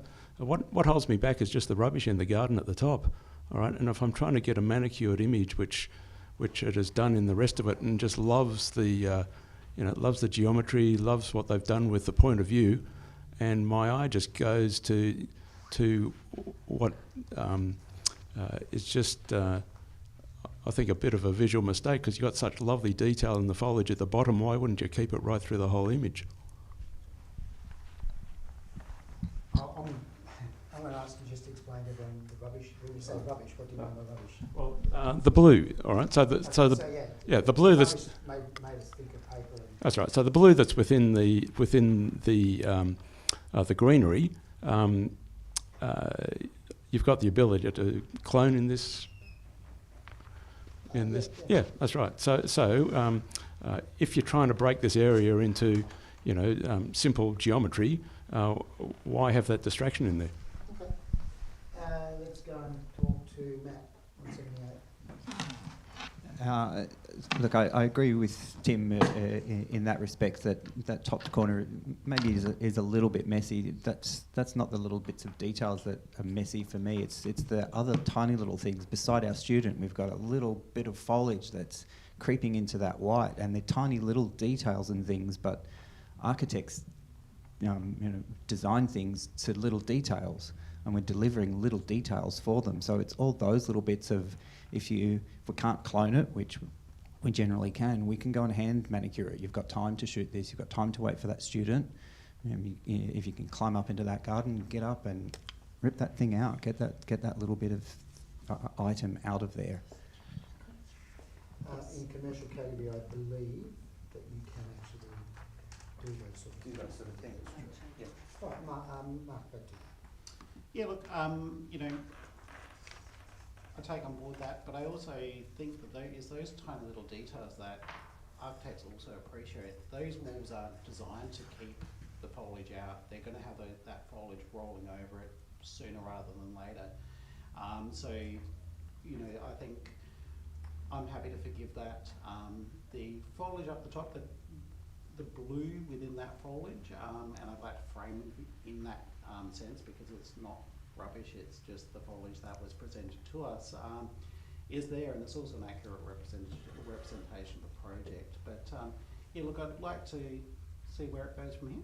Okay, thanks, Mark. 84. If everyone else can put their new score or the score that they ended up with after the discussion, and Mark, you just put 84 back in.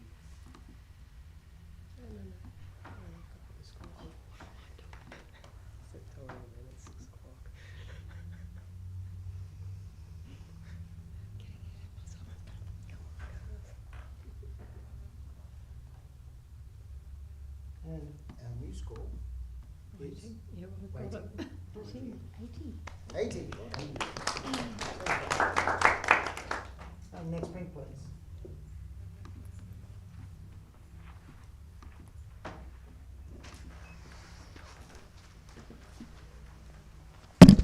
Sorry. If you may, can I please have Peter, could you step in for Francis, please? We have a caption for this one. Science fiction story podcast self-commission.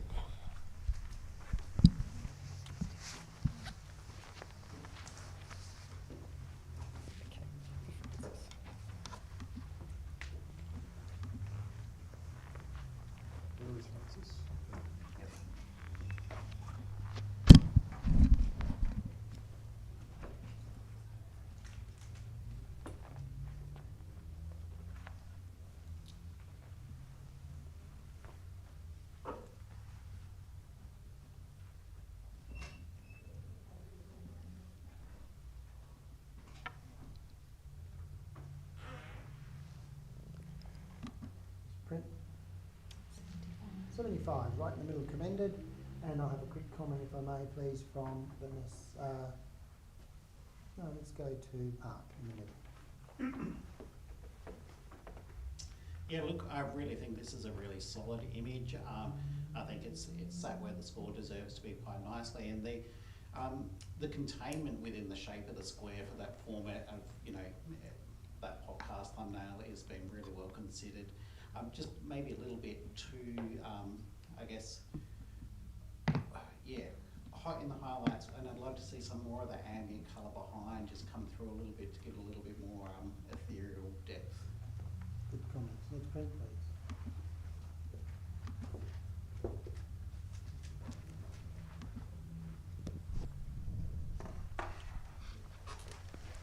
We have a caption for this one. Photograph of architectural detail of commercial residential building, Canberra, showing combined use of cast concrete panel and metal cladding.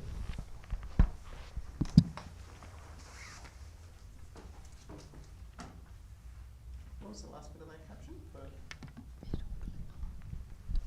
Showing combined use of cast concrete panel and metal cladding.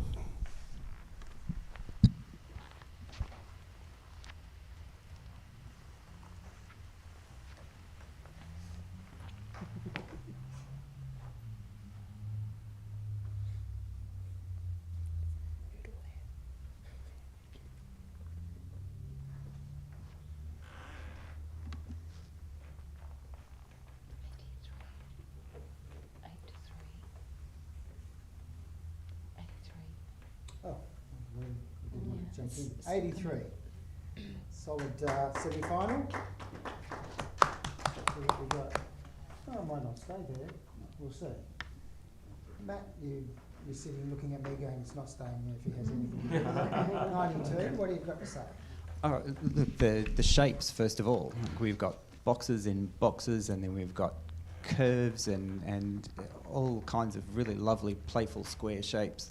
That set of lines of whatever the details are on the side of the building with that really sharp shadow underneath of them that's just razor sharp. You know, if this was a razor, you'd be cutting yourself if you're handling the print kind of thing. It absolutely needs to come up straight into a finalist shot. It's successful in every aspect. Okay, thank you. Let's have a quick chat to Peter. I'm at the other. Microphone, please. I'm at the other end. To me, it's not that impactful. And when I'm looking at a photograph of someone else's design work, I like to ask myself the question: what has the photographer brought to this? I'm sure they've photographed some interesting shapes and chosen the light well, but I don't think they've added a lot of originality, creativity. They've done a very good professional job, and that's where I think the print should stand. Tim, 88. Yeah, it's a fantastic piece of graphics that would end up on the cover of the concrete casting company or the Alucobond company. So, but it doesn't take us anywhere new. All right, so it's really well done. Beautiful image, great play on geometry, but it doesn't take us anywhere particularly new. So I'm going to ask you why you gave it 88. Because I think it's really well done, and I think that the way that they've broken up, just the choice of which panels they photographed, so the choice is where they have interrogated the facade, and I think that the way they've isolated all the elements in the facade, the little black windows, where the concrete panel joins and the little detail at the bottom, that's been really well done. To be able to, just as you do in a landscape shot, isolate the subject, and in this one they've done that really well. Do we have anyone who wish to add to the discussion? Okay, Mark, did you want to say something? No, that's okay. You good? Okay. Yes, I agree, Tim, completely. It's the elements that have been picked out in however big this facade is. You know, we don't know the size of it. We don't even particularly know the size of these panels that we're looking at. But you know, in looking at those, the colour and the way the colours are muted on our left and really strong on the right, but neither side overpowers each other. They really play well together. And if we're talking about the client that it was shot for, and every other use that this image can have. We've talked about artwork on walls for clients and for these manufacturers. This is a finalist image quite easily. Okay, thank you. You are 92. You're asking everyone else to consider that range. Judges, please rescore accordingly.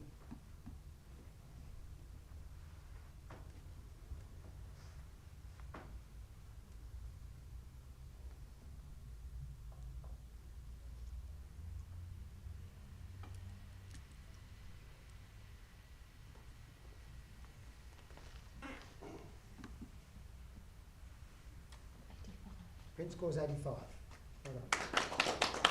Next print, please.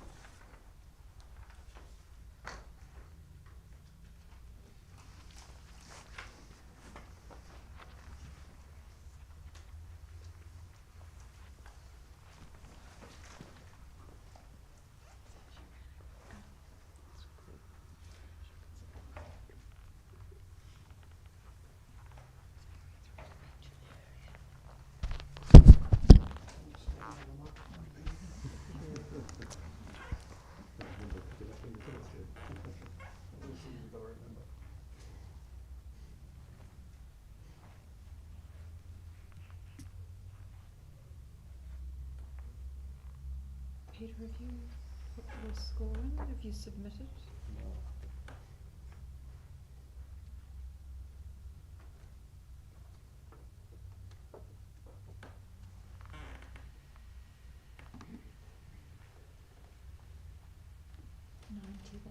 Print scores 91. Finals, straight up.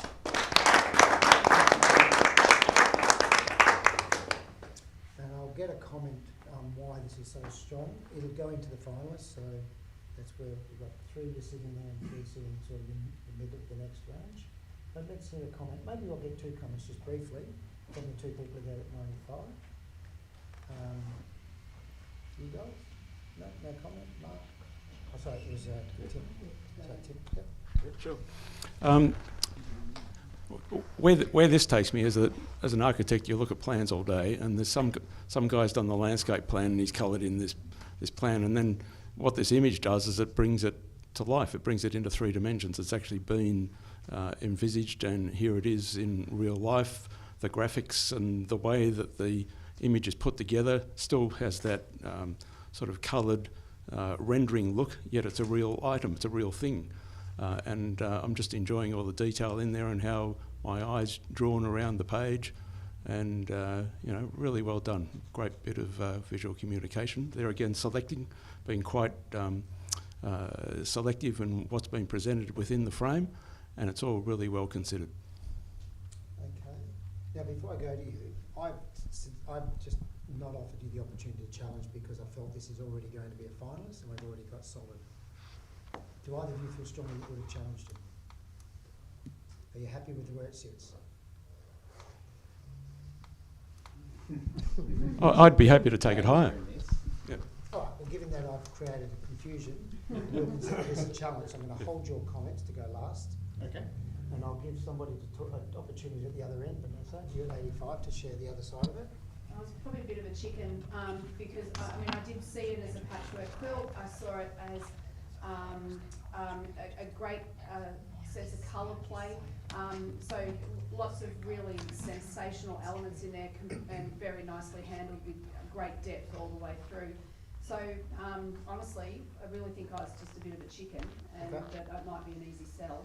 Okay. All right, let's see what the other chicken thinks. Peter? No, I'm not saying you're a chicken at all.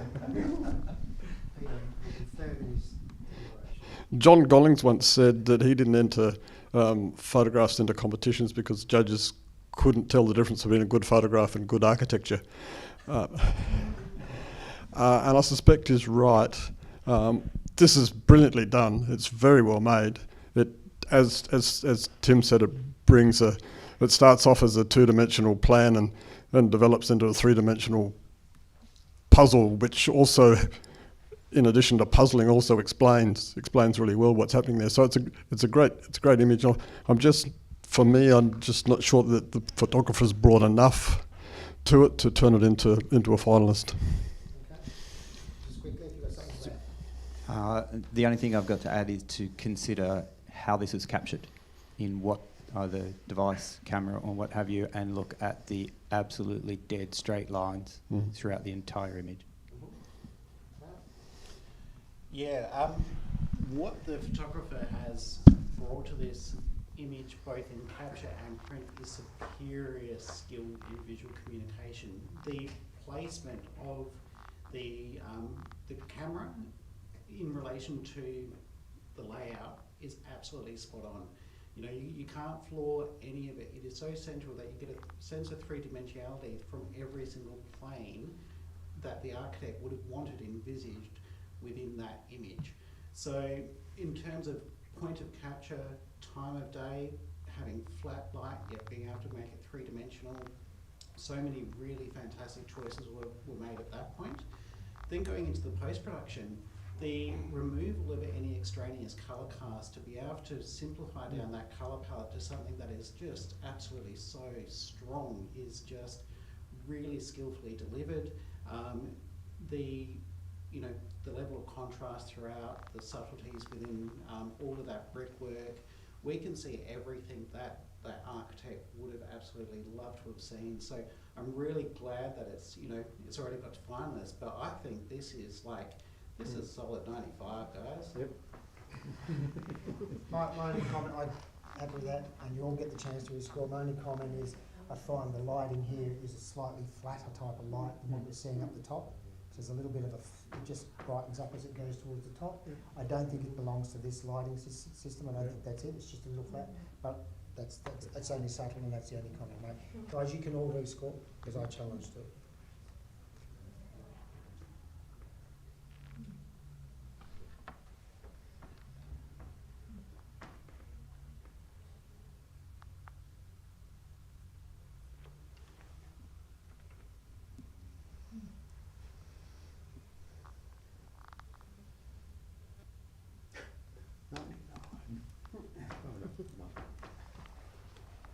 And we get 94. Well done. No, great comments. It's taking us a bit longer to get there, but I think we deserve that sort of area. And yeah. Okay. Refocus and let's have the next print, please.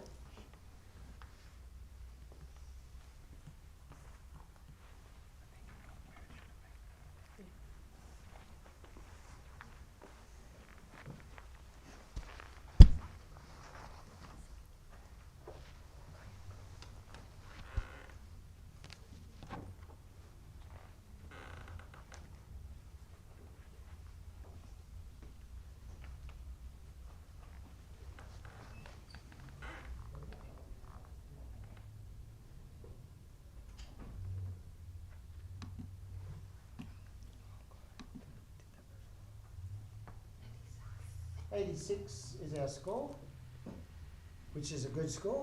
It's a 75. A couple of judges there sitting in the goal, so whoever says it first gets to challenge it, if they choose. Matt, you're right, you're challenging, thank you. Okay. All right.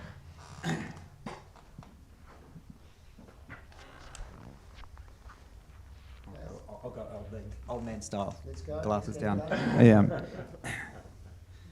High level of visual communication, narrative, interpretation of subject or aesthetic expression. First point. Second point from my head. Commercial image, commercial photography. We're talking about brand marketing, travelling.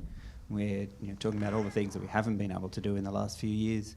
This is exceptional for all of those. The tone throughout it, the subtlety in all of those domes, the printing, that lone figure who we're alluding to, where we can see what they're doing, but we're wondering what they're doing, and those lovely plays of the foreground leading us to our figure in the dark. This is all of those things takes us up to that level. Let's go to Vanessa on 78. Yeah, because I wanted to love it, and there's elements of it that I certainly do appreciate. But a couple of key things that have really held me back. One is that to me that person's floating on those tiles. They're not anchored, and it could be an illusion. They might have really been there, and it could be my bad. But to me, they're not sitting into that image. The dark circle on the right-hand side just keeps bringing me back. The bottom right-hand corner, and this could be culturally not permitted. So be it. But I don't like the way the arms are hanging on that subject. Okay, let's go to, we have somebody else on, yeah, thank you.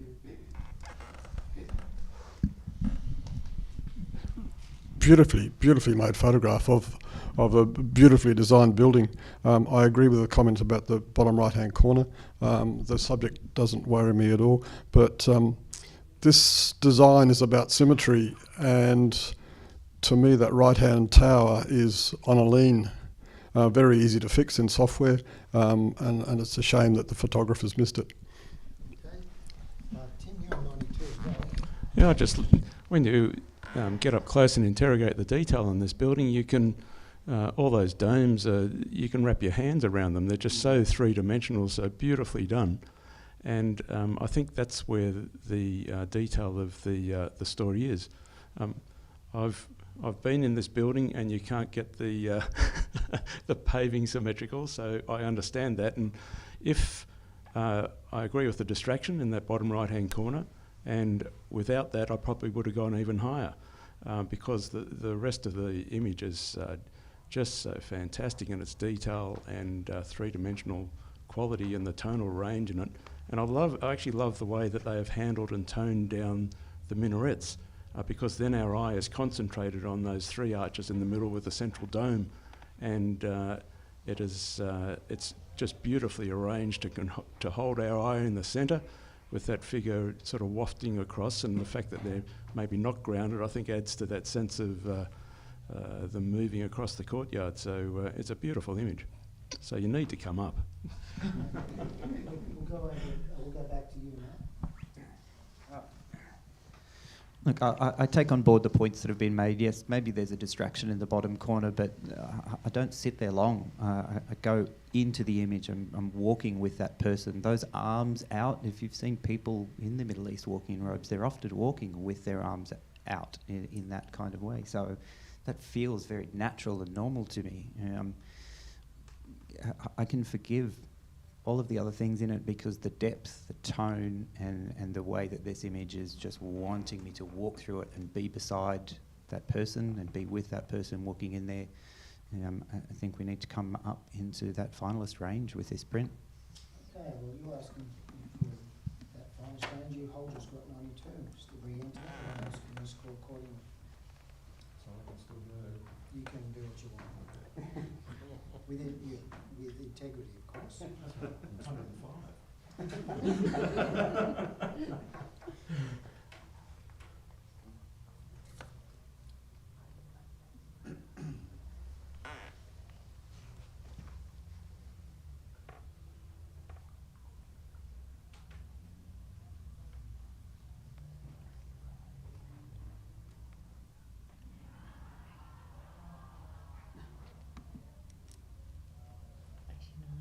89. You have a review. All right, next print, please.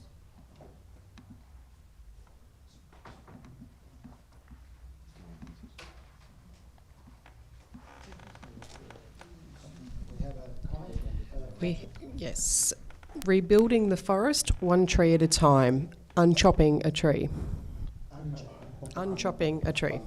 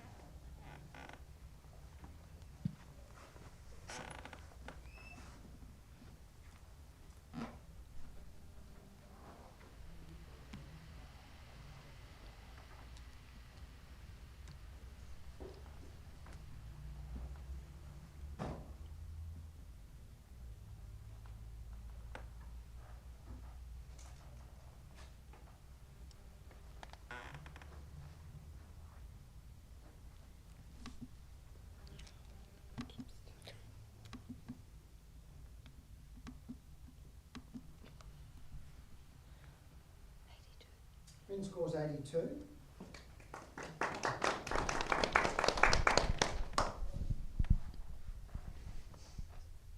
Are we going to challenge this? Not me, it'll be that end. Oh, would be, sorry.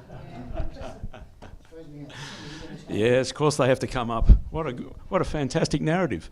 So having the full forest on the right-hand side and that progression between the trees and just the lovely depth, just looking into the distance. It's just a lovely story and beautifully manicured image. All those soft tones. What's not to like? It's all there as a great image, story, quality of product, just the way the tones have been handled. Let's hear from in the middle. Thanks, Mark. Yeah, this is another kind of a bit of a letdown by the caption here, because this is actually showing some extraordinary skill in the climbing arborist who's been hired to perform a job for a client. And so, this to me is really held back by the treatment, which is in contrast to what would actually be a really fantastic commercial narrative for a business to receive. So I'm kind of in conflict with it in that regard, but I'm willing to hear a little bit more. Let's hear from Matt on 83.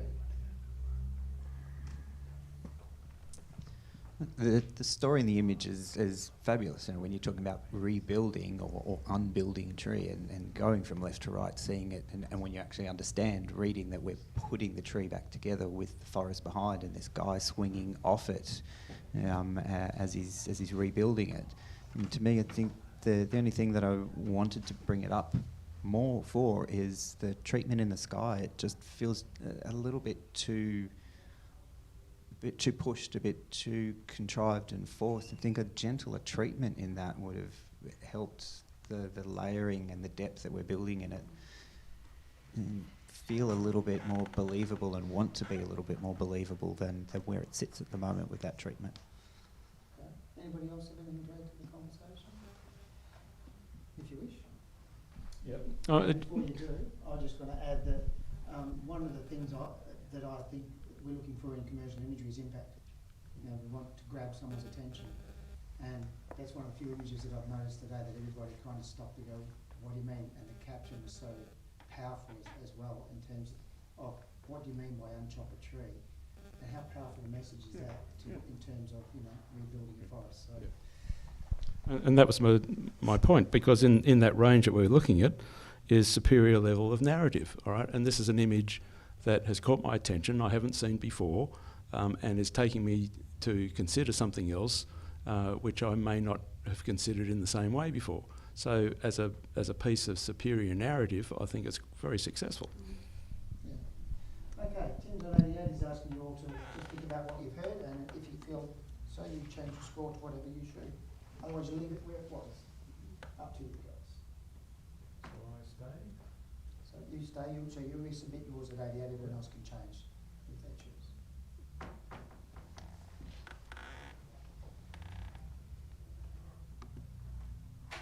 Print now scores 85. Okay, we're moving next. Print, please.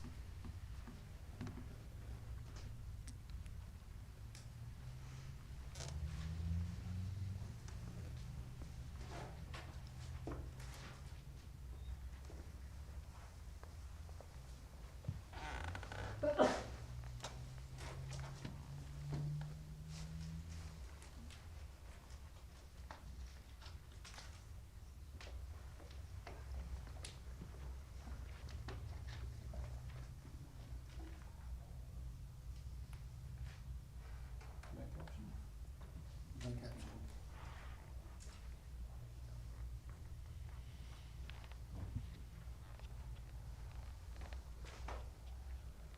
Next judges.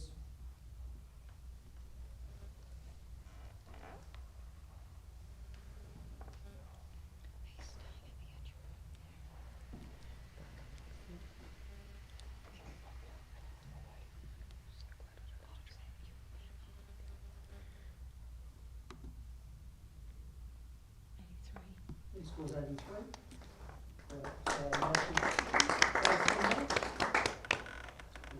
Around that. Let's have a comment from Mark in the middle. Yeah, look, it's almost a formulaic approach to the capture of this building, but it's done with such a beautiful rhythm that it is really delicately managed, and the colour palette and tonal range is just very pleasing. Thank you, Mark. Next print.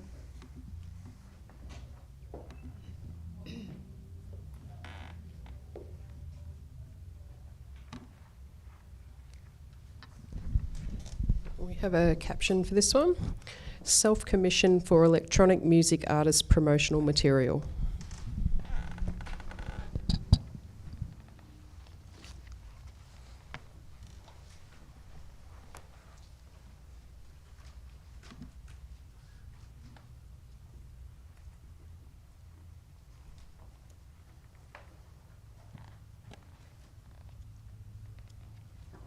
Thank you, judges.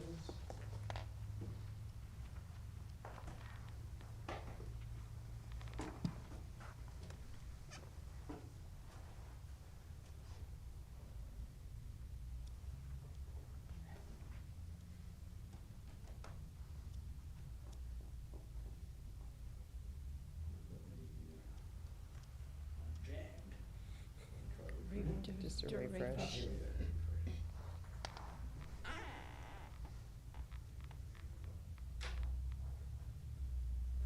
Mark, have you got yours in? 78. Print score 78. Commended. Everybody's not far away from that. Could we please get a comment from Matt? You kind of like that. Actually, no, you didn't. That's what we want to learn. Look, the print is striking when you're sitting back here and looking at it. It's interesting. It has something that's drawing you in, but when you're getting in closer to it, it's just that it's a little bit too heavy in the way it falls off. It just feels a little bit. If that was a little more subtle and felt more photographic-like in your use of depth of field, I think you'd have a much more successful image for what you're aiming for. Thanks, Matt. Next, print,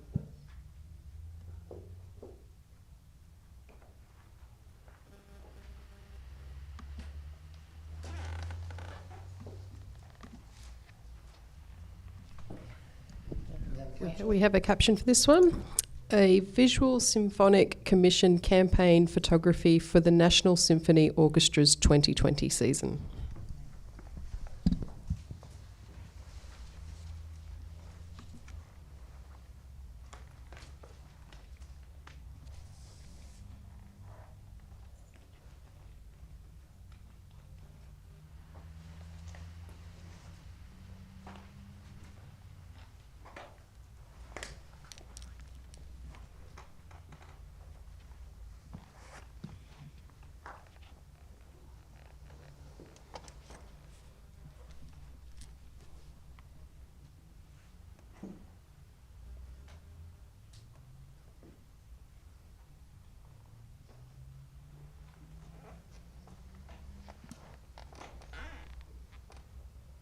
You guys make up your mind, don't you? That's a straight up finalist. Well done. And I'm going to get a comment, or we might allow two, but we don't. I think we're within 1 point, everybody pretty much, so we're not going to have a challenge on that. I think that's pretty much been adamant. So 2 comments I'll take just to tell everybody right, so good. Keep them brief, just tell us the major things that made it jump out at you. Peter, you put your hand up first, and we'll take them. Yeah, this is a very lovely. How many? 9 tick. It's beautifully put together. Each of the images is extremely well done. They fit together so well. The photographer's chosen the palette very carefully for each of the placement of each of the images. But most of all, the movement is one of the best visual representations of music I've ever seen. A conductor with their orchestra. It's fabulous. In the centre, orchestra around. They're symphonic and moving and crazy like they do, but they're still, it's just fabulous. Oh, it's really a one titch because the conductor himself, his hands are bringing in the orchestra, which is his role, and so he's enveloping everybody, and just the positioning of the strings on the outside and the woodwind around, around the centre in different colourings, etc., just really adds to the story. Yeah, congratulations. I think that's the first print today that's went straight with 5 judges giving you straight finals. That's fantastic. Okay, let's have the next print.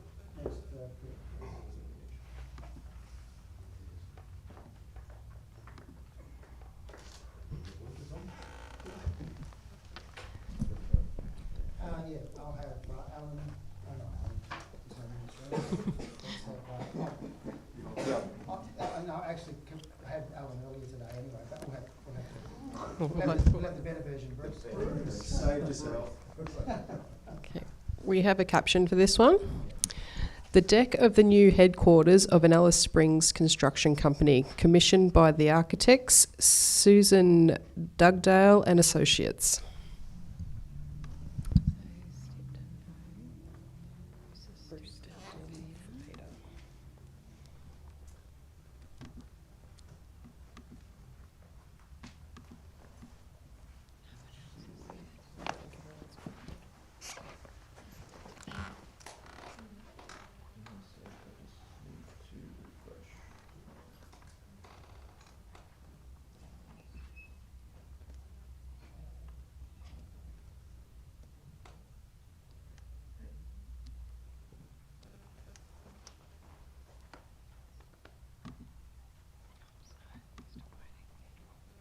Vanessa, have you pressed submit?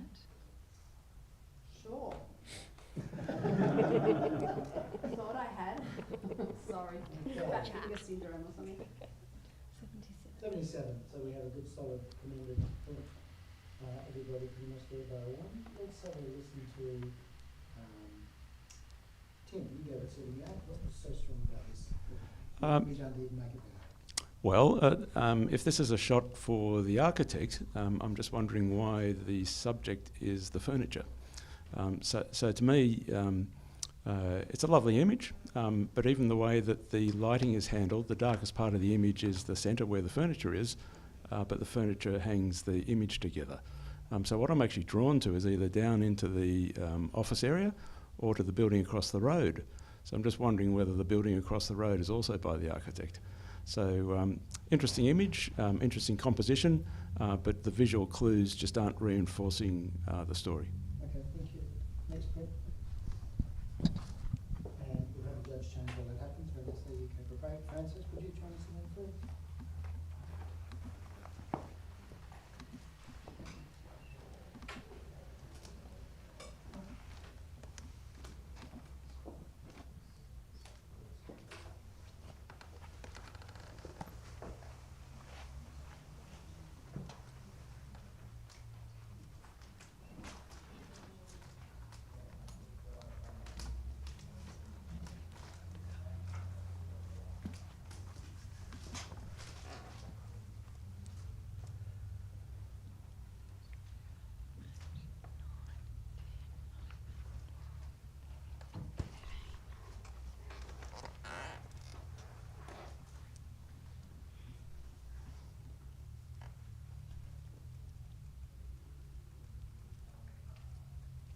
And this print scores a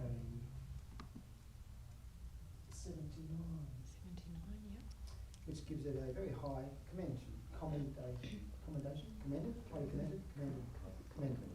go with that. And all pretty much spread around that. So let's have a comment, if we can please, from Matt, 777. Yeah, look, well, I appreciate the composition, I think. Oh, sorry, is that Matt? No, go. You've changed your name, Yeah, well, I appreciate the composition. I think the emphasis is on the light of the building rather than the architecture itself, and it's really actually detracting away from the scope of the structure. Okay, thank you, Mark. Next print, please.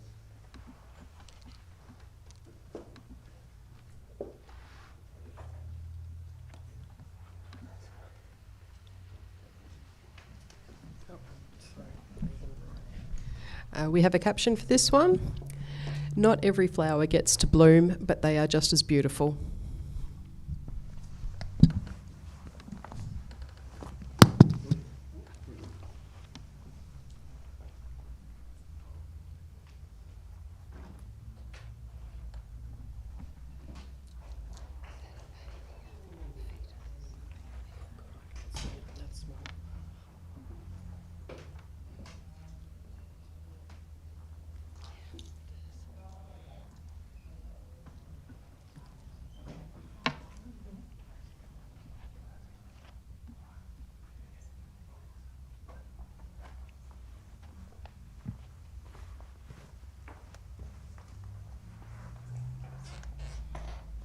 The judges.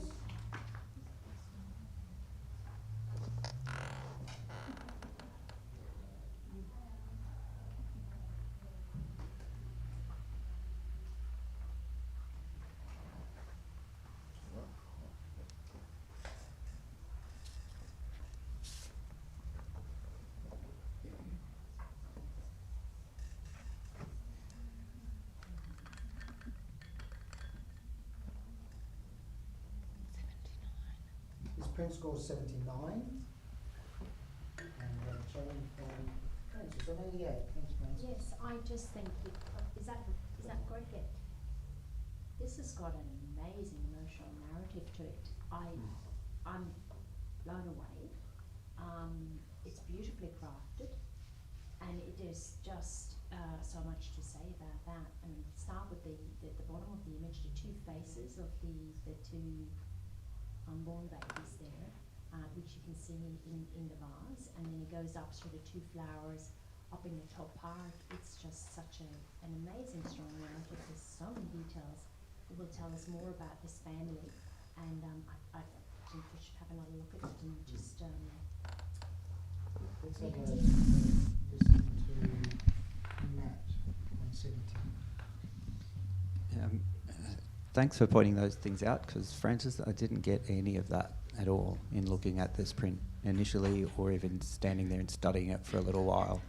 I'm looking at a vase at the bottom of the image, and I'm leading up to what is the nugget of the image, which is the child in the top, and the detail that's not there, that's missing in that child, in that print, where you want to see all of that detail and want to see all of that delicate little detail. There's just not enough in there to keep my eye when we're looking at the print in there. Yeah. And if we're talking about a commercial image, as well in our commercial category that we're sitting in, what's our narrative, what's our story, who are we talking to in a commercial sense of when we're talking about this image?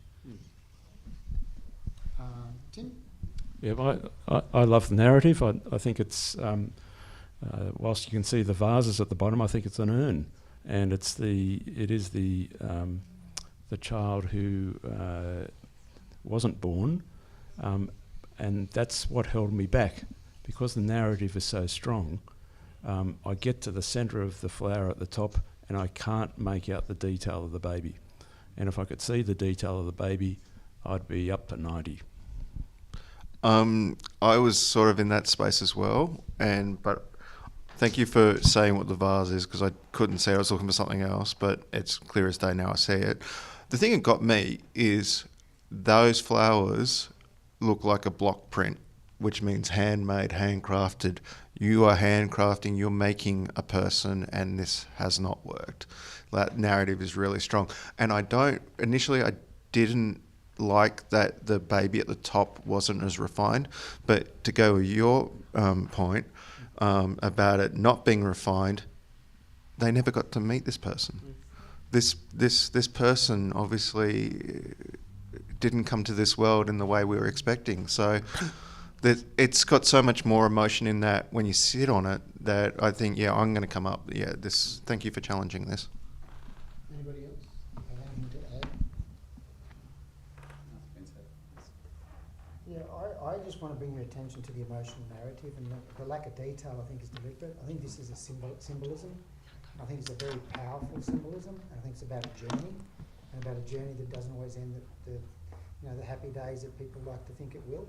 There are difficult times, and I think by not having detail in certain areas, it keeps it's almost like making it sterile to try and make it harder for us to face it. And so I see this as a very powerful emotional piece.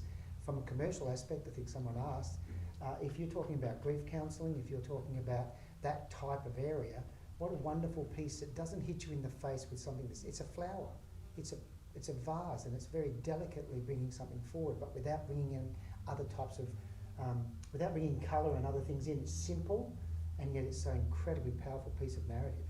I mean, for me, that's an extremely strong piece of communication in a very subtle way. And the thing that's really, I think, that's clever is if it's not something that you've dealt with or been connected with, you probably won't see it. But if you have, it's going to talk to those people extremely strongly and very loudly. So they're the things I would sort of add to the conversation. But over to you, Frances, to finish. Yes, exactly. The lack of detail that has been mentioned is actually what I like about it, because if a family gone through that, and they could have lost some children, and I don't think that matters. It's the fact that there has been a lot of sad times in this family, and you don't just want to put it in words. You just have maybe little fingerprints. I can see little fingerprints in the flowers, and using a flower for this, I think it's great, because there's hope for the future. There's more to come. Flowers grow, and I think it's just exceptional. I think it's very emotional actually. So yes, I'd just like you to reconsider and bring it up. It's definitely absolutely worth it. Okay, so you'll hold at 88, and we'll ask the other judges to all take on board the comments and score accordingly. Thank you.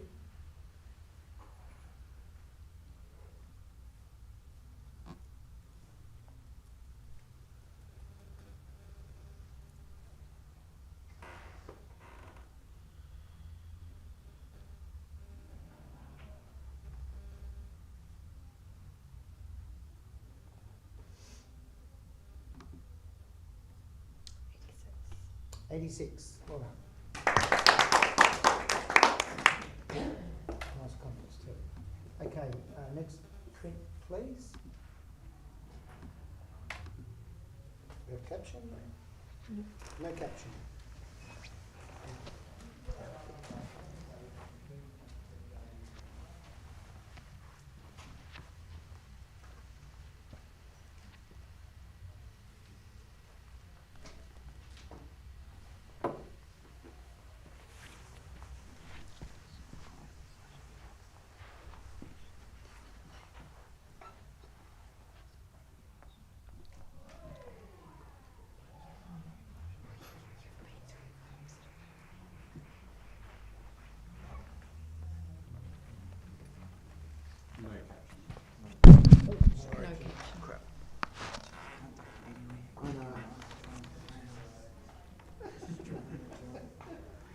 Thank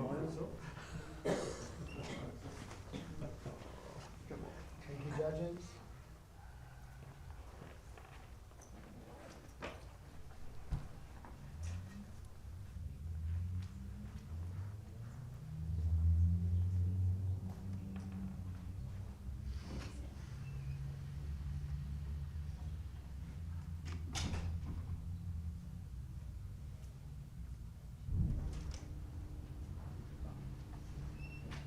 Sorry, guys.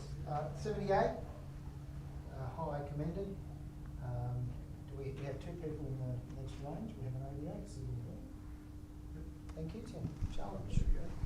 Isn't it a lovely colour palette? And the girls are just looking so natural. Lots of eye contact. Beautiful backdrop for them. You know, it's just a lovely image. So I'd encourage you to be a little bit more generous at this time of the day. What makes it a lovely image? I agree. Well, the lack of harsh shadows, and which goes with the nature of the image. So the whole tonal range through the image is consistent. They look like they're placed on a backdrop, but they blend with that backdrop. All right, and I just love the subtlety that is taken from the backdrop and the shadowing into the figures. Okay, thank you.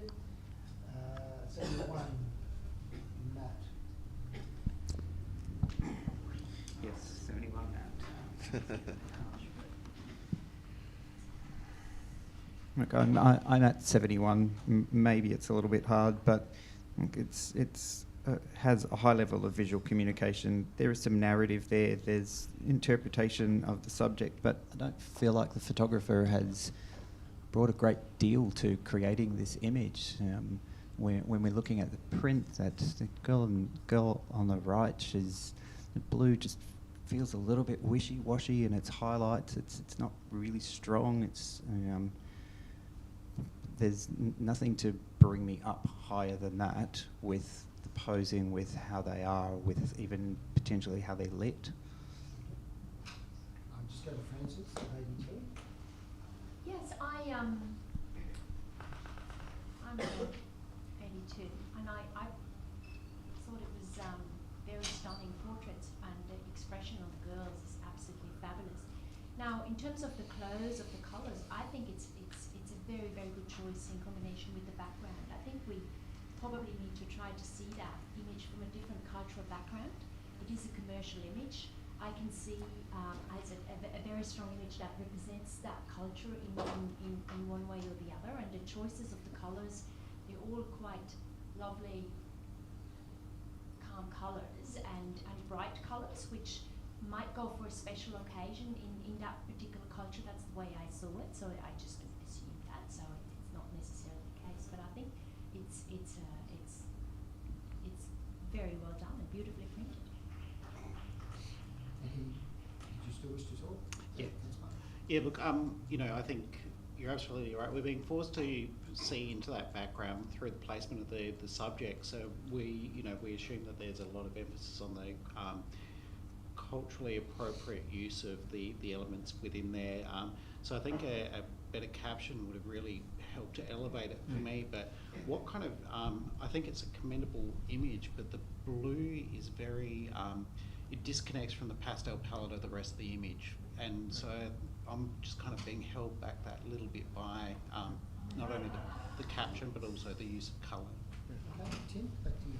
Yeah, I think the blue actually anchors it in the middle, because that figure is bang smack in the middle, and the blue anchors the image and holds that to the centre. And I actually see the image as one of hope. All right, so the releasing of the bird, new culture, new opportunity, new land. It's so if you're talking for a commercial purpose, then talking to a new Australian in this circumstance and presenting that sort of hopeful image, because look at the expression on the girls and the eyes. It's an image full of hope. So that's what I love about it. It's freshness and its new start feeling. Okay, thanks Tim. You'll hold your score over that. Anybody else please read score?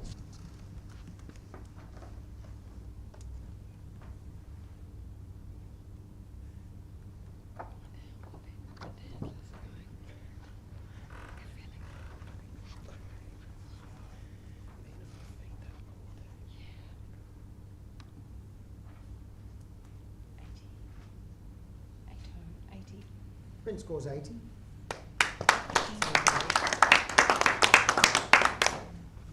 Okay, can you guys just stand up for a moment? Just turn around.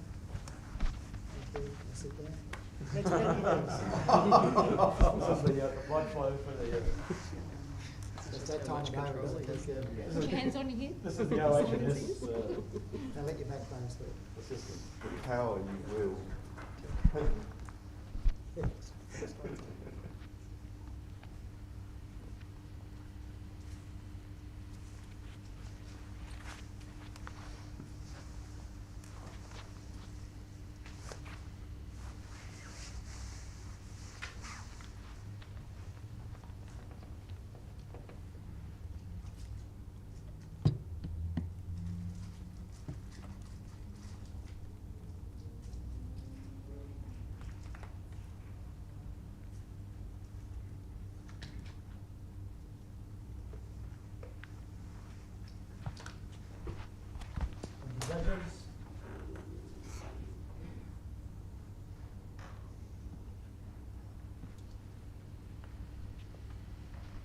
The commercial category, the Epson Print Awards at the Australian Photographic Prize weekend, sponsored by Studio Ninja. And this print scored 85. Awesome. Challenge possibly coming our way from Matt. Okay, Matt, tell us, get to the point. What is it about this that you think deserves to be a finalist? I think it deserves to be a finalist because of the details, the delicate details throughout it, how well they've been treated, how we can read and see each of those different shades and levels and steps that we're going through and walking through. And I'm looking at the finishing and the placing in that top left corner of that, thing that's, something that we generally try to avoid, which is creases and thing, but it's been beautifully placed in the corner. I think it deserves to come into a finalist straight away. Okay, thank you. Mark, 78. Yeah, look, it was the little details that kind of held me back here because the detail that grabs my attention the most and that I hang on is the one right in the smack bang bottom middle of the frame, and that line just kind of really holds my progression from appreciating what's happening rolling out beyond there. Okay, let's go up to Tim on 88. Yeah, I'm with you. I think that detail, the centre part of the image, which is held within whether it's a Fibonacci spiral almost, but it's too watercolory for me, and it's not as sharp as that bottom section. So if that detail and the sharpness was taken up into the centre of the image, I'd be up there with you. But just the watercolour nature of it's holding me back. Sure. I was just going to get Tim to maybe just add a comment. I'll ask you, 88 is a pretty high score, so what are the reasons you gave it 88? Just so you know. Because it was a watercolour type image, and I think as a piece of graphics and a beautiful image, I think it sits really well in that range. But I don't see it strong enough to take it up to the next level. My thing was the sharpness of the lines at the background and that white. Like we start sharp. I think you mentioned Tim, and then and I feel like this needed to be sharp all the way through. I don't know if it was refraction in the lens or something like that, or whatever it was going, but it just took me out. It was just a little too blurry or not consistent enough. And I think there's an opportunity missed, and that is this is almost like an eye if the crop was rotated.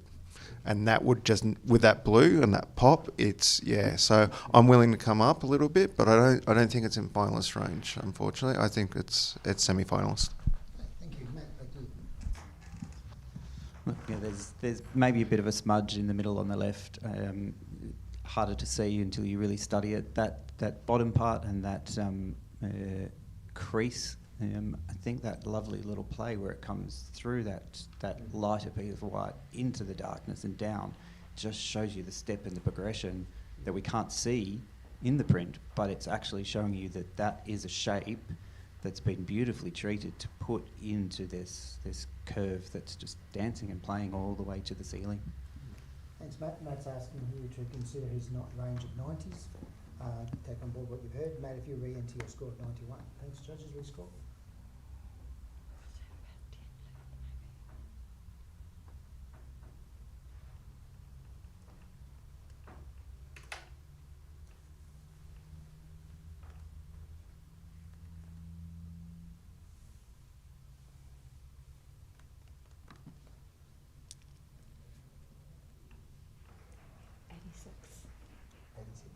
Print scores 86, semi-finalists. Thank you, judges. Let's give a judge change. Let's give Tim a break and bring Peter back, please. Thanks, Tim. And let's give Matt a break and bring Vanessa back. Thank you, Vanessa.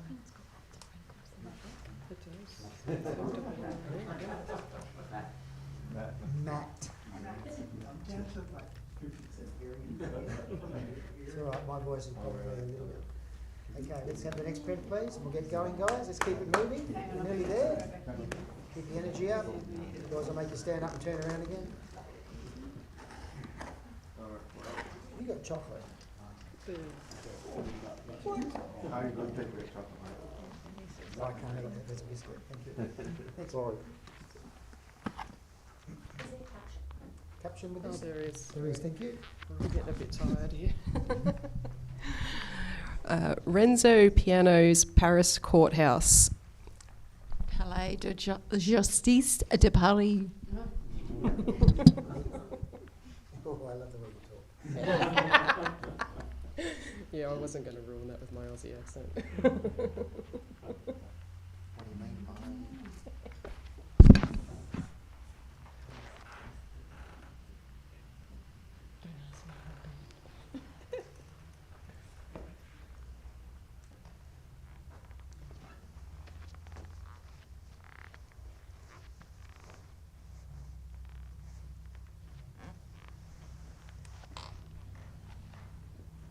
Thanks, judges.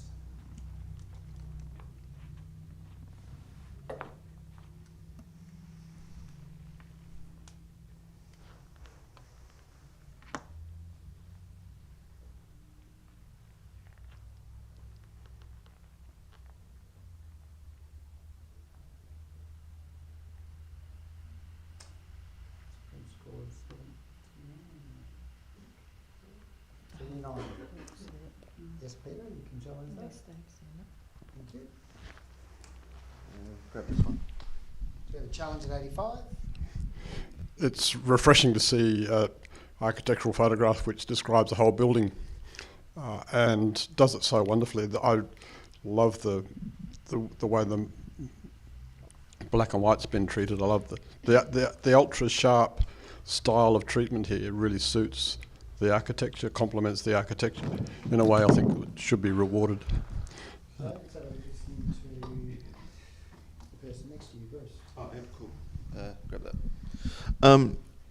I enjoyed the ultra sharp. I didn't bring my score down for that. What gave me is the tonality between the vignette style and that really hot exterior, like on that right hand side it jumps down, and I just found that it felt a little unbalanced in its toning. I can see the communication and I'm listening, but yeah, I just feel that another pass could have just toned it to be a bit more even across the board to make it all feel connected. I'm going to point out too that there is a line running down the right hand side. It's about 3 mil off the edge on the inside. It's a right line.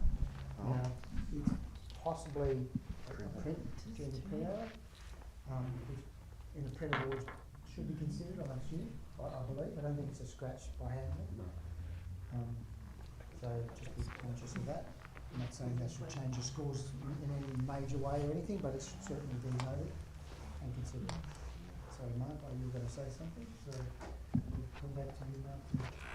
Yeah, I'm kind of I saw that on my second pass, and it is a deep disappointment. We have experienced a paid printer making errors on behalf of the artist, of the photographer, so I'm going to continue to judge it on my initial impact and the quality of light and treatment of light within that building. I think the time of day has been really lovely, has been captured really well. The contrast of the lines running through from the shadows hasn't been lost despite the lifting of the tonality in the shadow side of the building. We've got a beautiful shape, a beautiful three-dimensionality, and it's really lovely to see an overall buildings captured in this manner. So I'd just like to consider that. Back to, who was it, which one? Yeah, that's good. I was disappointed by seeing that line. I didn't notice it first up. I like Mark's approach. Let's err on the side of caution and not assume it was a mistake of the photographer. I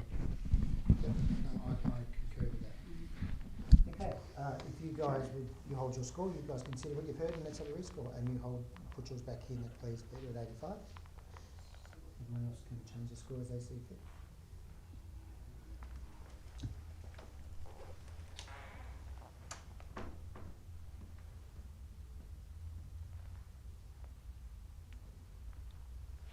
And we now have a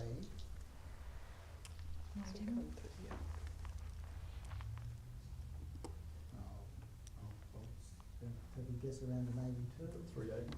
80, there you go. You have an 80. You have an 82, I reckon.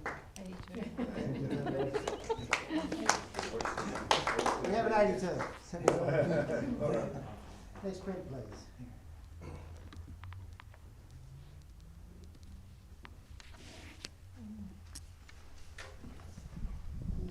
We have a caption for this one. Wine Cellars Distribution Showroom with examples of elephant in the room wine.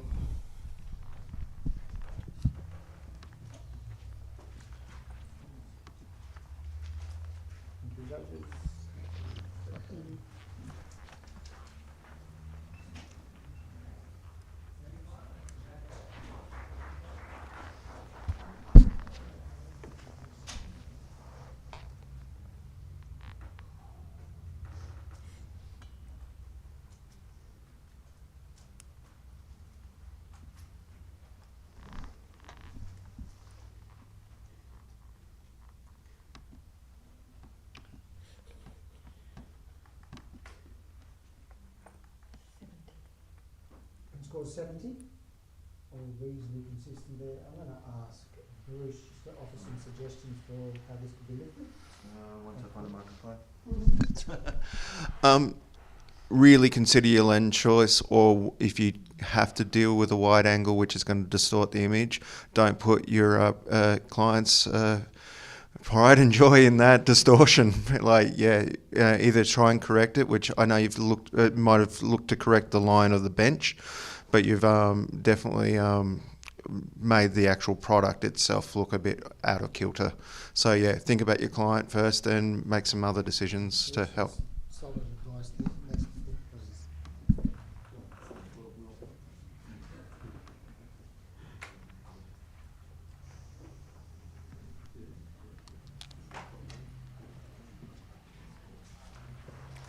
Judges, no caption on this.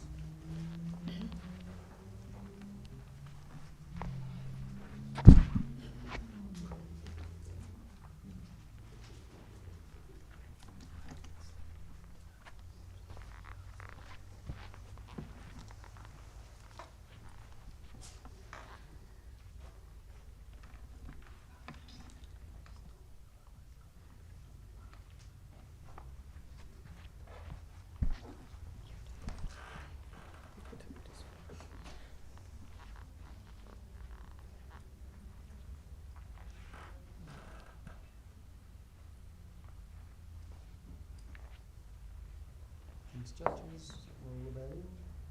These prints, who knows? Try and do the maths.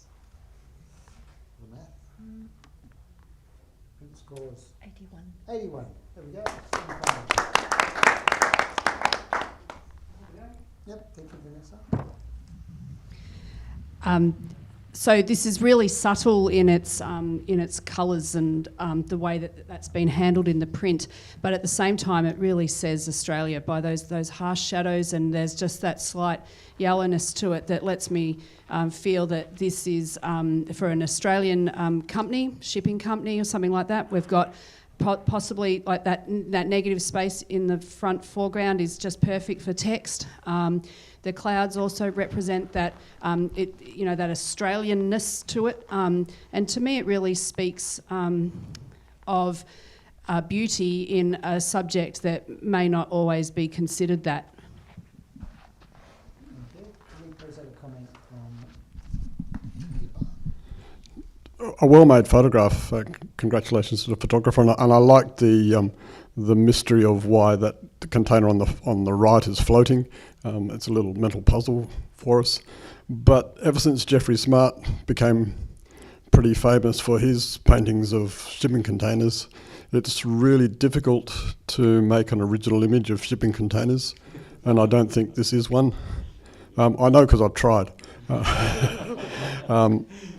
And it's well made, but it's not innovative or original enough for me to put it into the semi-finalist category. Okay, Mark,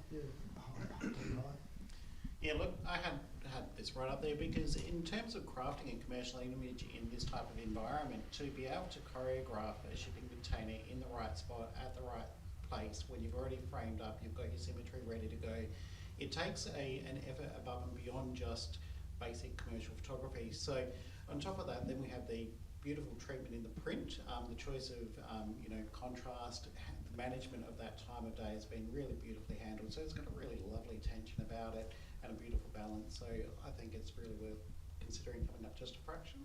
thank you, Mark. Yeah, and I think that the time of day is obviously difficult to shoot, so it has been very well handled. And I didn't even really talk about the quirk of the hovering shipping container, but we're obviously bringing one into place, or I feel it's bringing one into place. But the photographer, I feel, has done that purposely, still leaving us that negative space purposely to be able to convey the company's message to us in text when it goes to print. And we can tell from this that it's going to print beautifully to go in a magazine for their annual, for their something. It's going to be a striking image to sell their product. Thanks, Vanessa. You hold your score. Please put it back in the 88. Everyone else can rescore.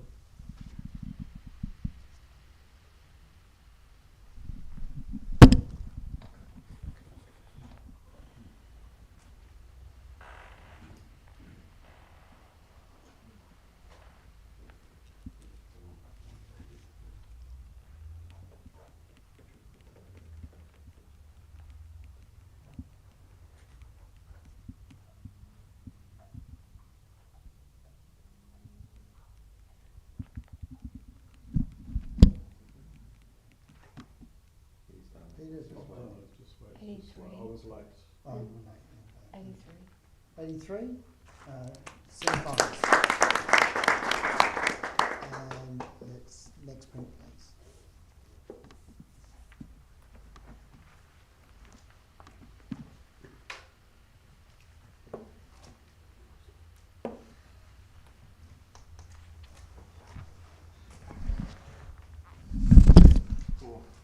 Just watch your feet, Peter.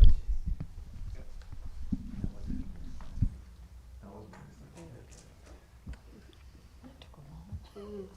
Oh, the computer's tired. Computer's going to sleep as well.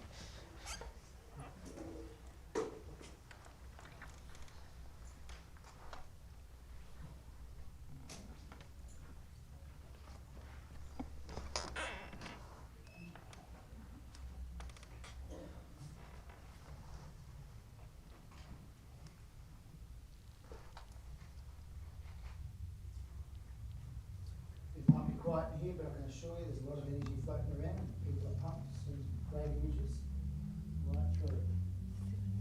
Print score 74, got a consistent range there. Let's get a quick comment from Francis. You're on the end there. Yeah, look, it's a brave angle of very tall buildings, and this feeling definitely comes across. It's probably a little bit I get a little bit confused where to look. There's probably maybe focus on only 2 buildings rather than 4. Also, there's a little bit of banding going on in the sky, so the treatment needs to have a little bit of attention there. There's just a bit of things happening there in the darker areas. Thanks, Francis. Next print, please.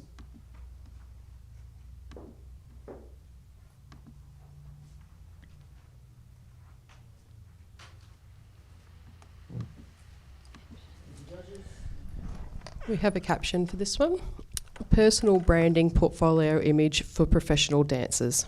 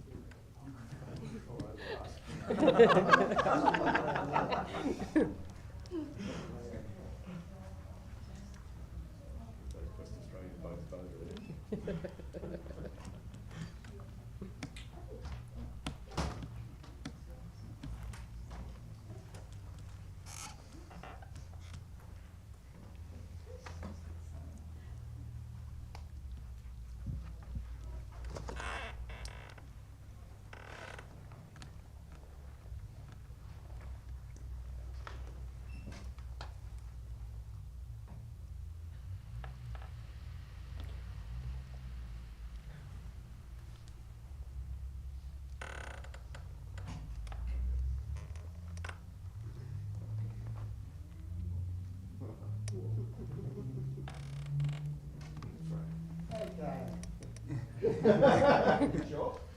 We have a score of 85, which is a solid semi-finalist, but we do have a couple of judges who feel strongly that it's probably deserved it for something higher. I'm going to take the challenge from who put their hand up? Who wants to take the challenge? Put their hand up first. I'll take it. You want to take it? Did you put your hand up, Vanessa? So I you did, go I for- did, you're and the I first put one? it up straight You away. did it first, so- Yeah, I scored at 92. What's wrong with this image? Could you imagine how rapt these dancers would be? It said it was a personal commission or something like that for them, for their portfolio. Does that demonstrate their strength, their skill, their connection with each other, their trust in each other? Does it demonstrate that there's a connection even when they're not connecting? And then the print quality is exceptional. The shape that the woman is forming like a butterfly is just delightful, and then the background suits that perfectly. It's got the floral nature to it, that gentle tone, a really subtle but effective colour palette that's enhancing the dancers and showing off their form. Nothing in this image is detracting or distracting us from the subject, which is the most important part of this image. It's delightful. Love it. I am right at the other end. I am. I really found it very disjointed. I could not get the connection of the people. I know they're looking at each other and that, but I found that the woman on top, beautiful. I love it. The bottom bit completely fell apart for me. The actual toning on his chest is a big block of colour. It's just gone, as far as I can tell, between his arms. I also found the light inconsistent from the shadow on the back of him to the lighting of everything else. You got this shadow going across the scene. So I just found the idea was great. Execution really fell apart for me, and I'm listening. Bring me up. There's a few of them probably want to try. Yeah, look, I agree with both of you, and that's why I landed where I did, because this is exceptionally well put together, thought out. But the shoulder section of the guy, the figure there is something just not quite right there. That is really kind of, the more I looked at the print, the more detracting it became for me. But I can forgive that to a certain extent. So I think sitting at that high, like Yeah, semi-finalist is probably where it needs to sit for all the reasons that everybody else has said. Okay, thanks, Mark. Now, Peter, I know you want to speak because you gave it 93. I gave it 93 for the reasons that Vanessa gave. Hi, Vanessa. Peter. The background is exquisite. In addition to all the reasons that Vanessa listed, I had a second look and a third look at the figure at the bottom. Nothing there worries me or distracts me from thinking that this is a finalist print, and I encourage you to get up there. Thank you. Okay. Yeah, I do agree with both sides as well. Just the pose of the dances together individually, it works, but for me, it doesn't flow quite as well as a body did, so like a dance of them together. There's something that doesn't flow for me. Also, the dancers, the ladies' upper hand pose for this kind of dance does not quite work for me. Her fingers are look a bit forced. However, background and the whole image and the print quality, absolutely superb. So I'm sitting on it. Thank you, Vanessa. Yeah, I think the male subject needed to be a solid starting point. So that's possibly why he's just that little bit darker, a little bit darker rim under him. Yeah, okay, there's a little bit, maybe they could bring out some more detail in that extension of the arm, but possibly it is because it's the extension of the arm that's made that area really smooth. The woman's hands are mimicking the shape of her butterfly wings, which may have been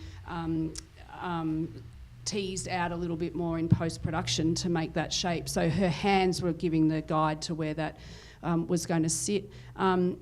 But, in terms of he is the strong base, she's flying off from him. It might not be a move that's physically capable of being done in the ballet studio, but that's the beauty of our craft, is that we can put these images together to tell a story as we see it. The butterfly is flying off because of this strong base of a man that's supporting her. Okay, you hold your score at 92. Judges, you can all rescore apart from Vanessa, who resets hers at 92.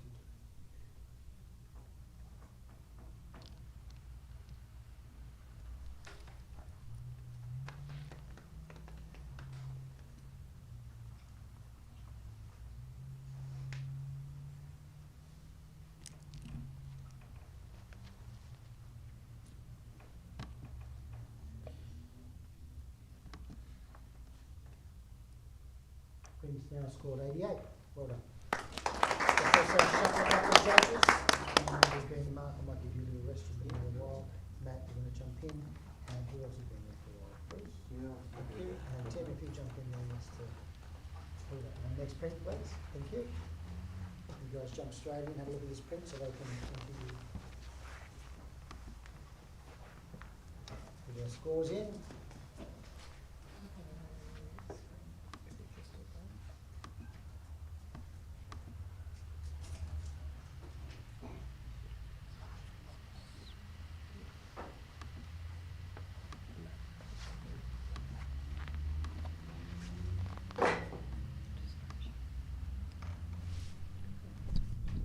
We do have a description for this one. It's commissioned image of litter with mother for breeder.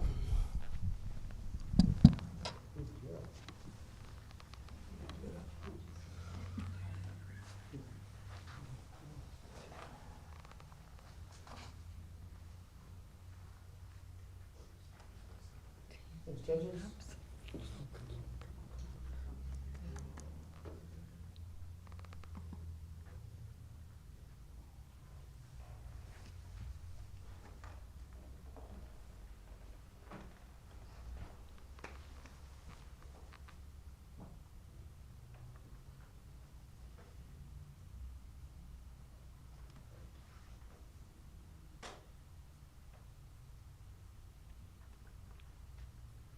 This print will score a Francis, did you press submit?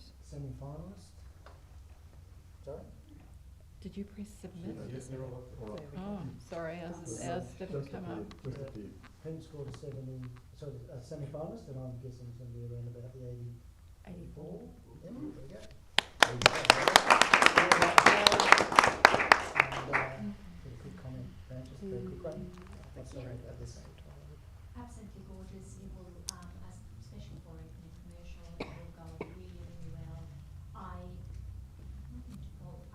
hoping that one of the poppies would do something different, just jump out of range. I wouldn't think of it. Thank you, Francis. Next print, please. One shot keeping them all attended was fantastic. There you go. We have a caption for this one.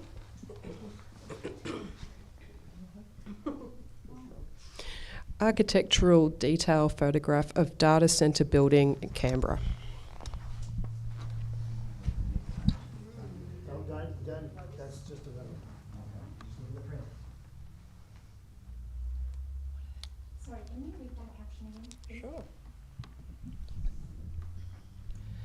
Architectural detail photograph of data centre building, Canberra.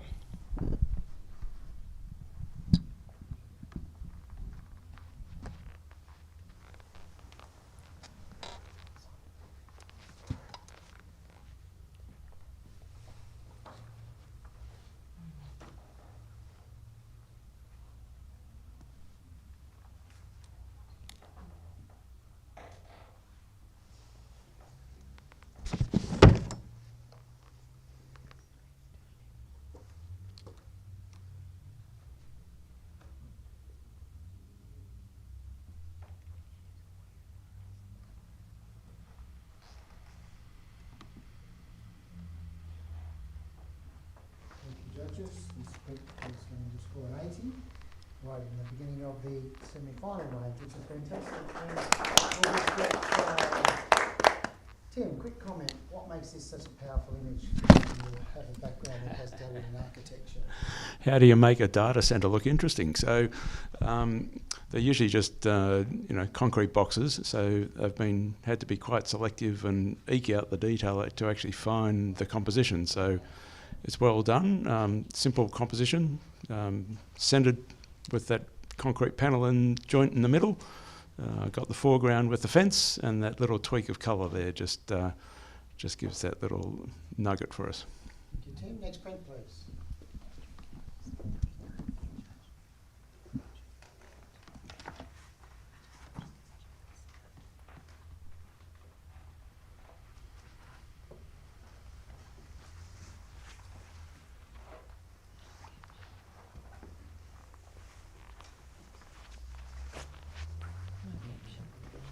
There's no caption.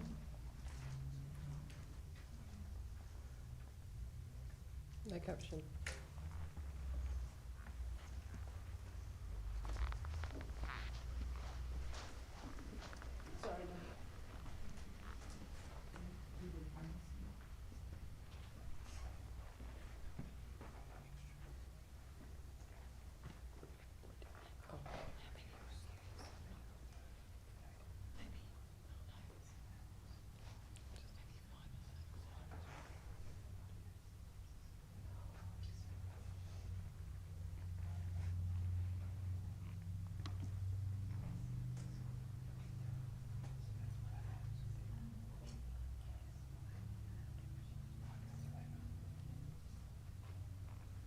Okay, this print scores 84. Again, a nice solid score.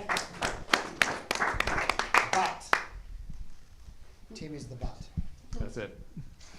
Isn't this an essential Australian image? It's fantastic. It just captures the whole nature of rural life and how they're battling with soil degradation and the perfect time of day to catch that dust rising out the back of the machines.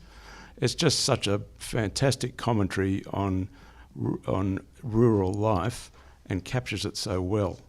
The wide open plains, those long, simple, straight furrows, all the detail in those areas that have already been run over by the machine, all the detail in the machine with everything's been collected, beautiful detail. What's not to love about a quintessentially Australian rural image? Thank you, Peter. I agree that it's a really well-made photograph. I don't think the photographers brought a lot of originality or innovation to this. It's brought a whole lot of technical skill. I'm not sure that there's a clear bit of visual communication apart from the fact that this is agricultural machines doing their job. And so for those reasons I put it in the middle of the commended range. It's a well-made photograph. Matt, you're on 88, you gave a pretty solid score there. Yeah, look, I gave it a really solid score because I'm seeing it as a slow motion drag race. You know, of these two things, pulling down the field, to capture it the way it's been captured, to keep those lines straight, that texture, that crunch that you can feel that's in that harvest, to improve it a little bit more, to bring it up. Because we can clone some little dots, just some little details in the right side that's already been harvested. There's a few little dots that could just be eliminated from that, and we'll just clean up that tiny little bit of perfect fine. Thanks, Matt. Back to you, Tim. Sure, need one of those. Sure, but you haven't delivered me anywhere else. You just look at the tonal range from top left to the bottom right. Just look at those gorgeous sort of salmony reds and just the subtle detail in the dust. If you've ever done that drive with my South Australian friend going up into the Flinders and you go through those ranges, this just captures that whole landscape from a different point of view, and just love it. Okay, you're at 92. We're asking everyone to have a rethink about their scores. Let's go, guys.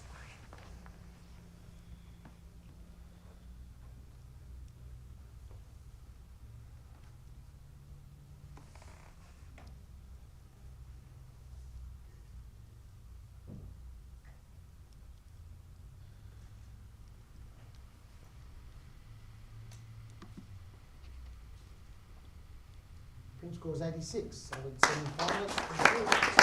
Next print, please.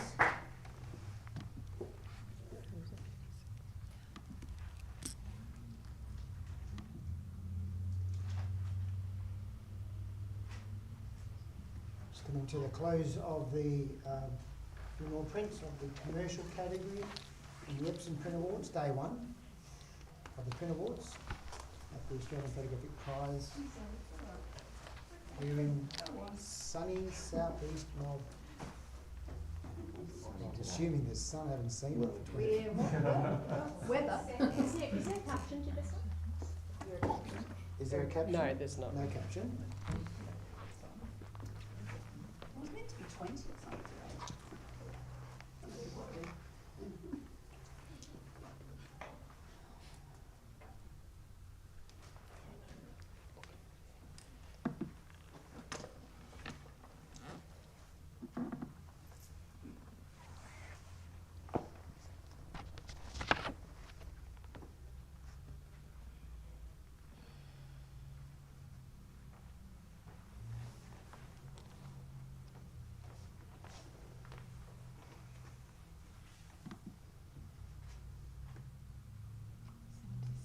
Print score 76.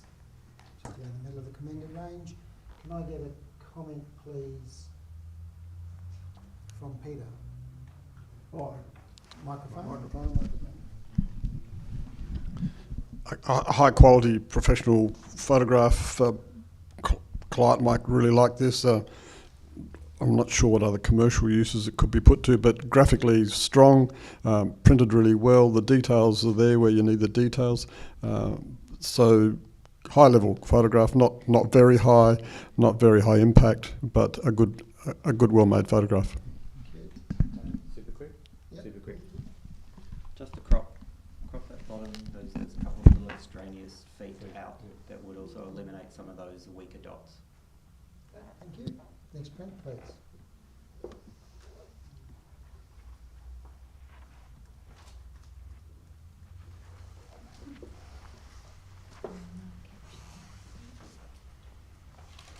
Okay. No caption. No caption.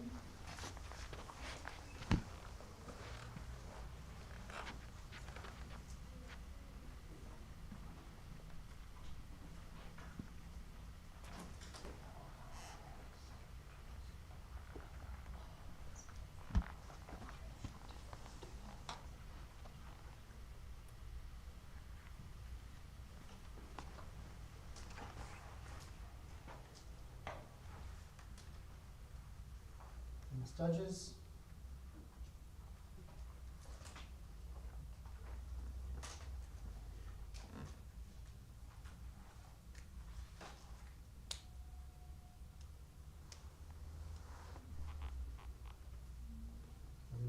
scores in. From that.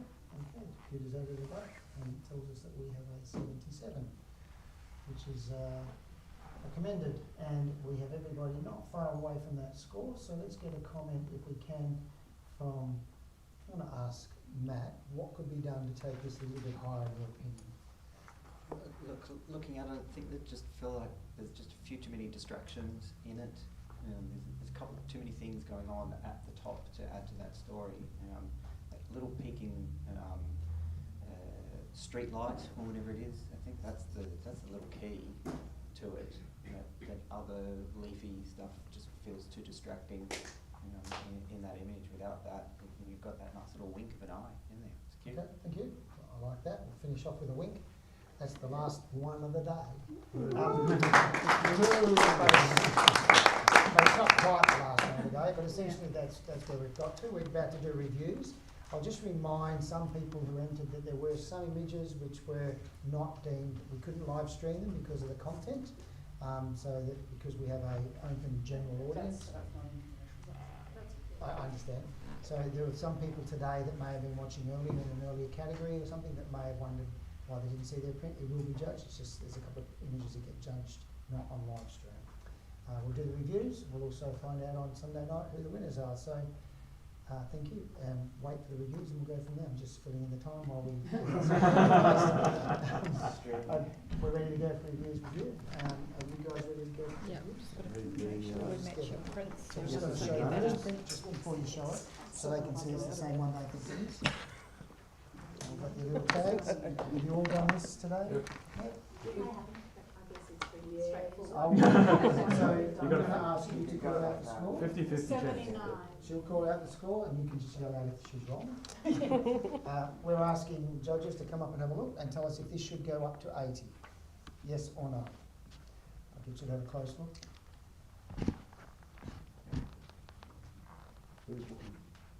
Oh, it's a Tony. Everybody, so we see? Yep, see. Okay, yes, it does go up to 80. Thank you. That's now our semi-finals. Well done. Next print.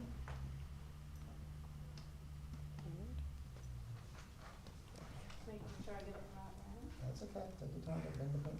This is another 79. 79. Do we think this belongs in the range of 80?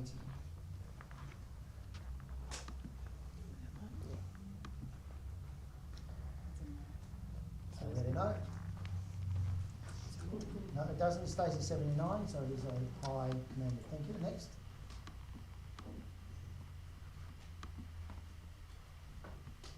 Now last is an 89. We have an 89. Have a good look, everybody, please. Should this go up into the finalist range? Yes, this is now a finalist at 90. Awesome.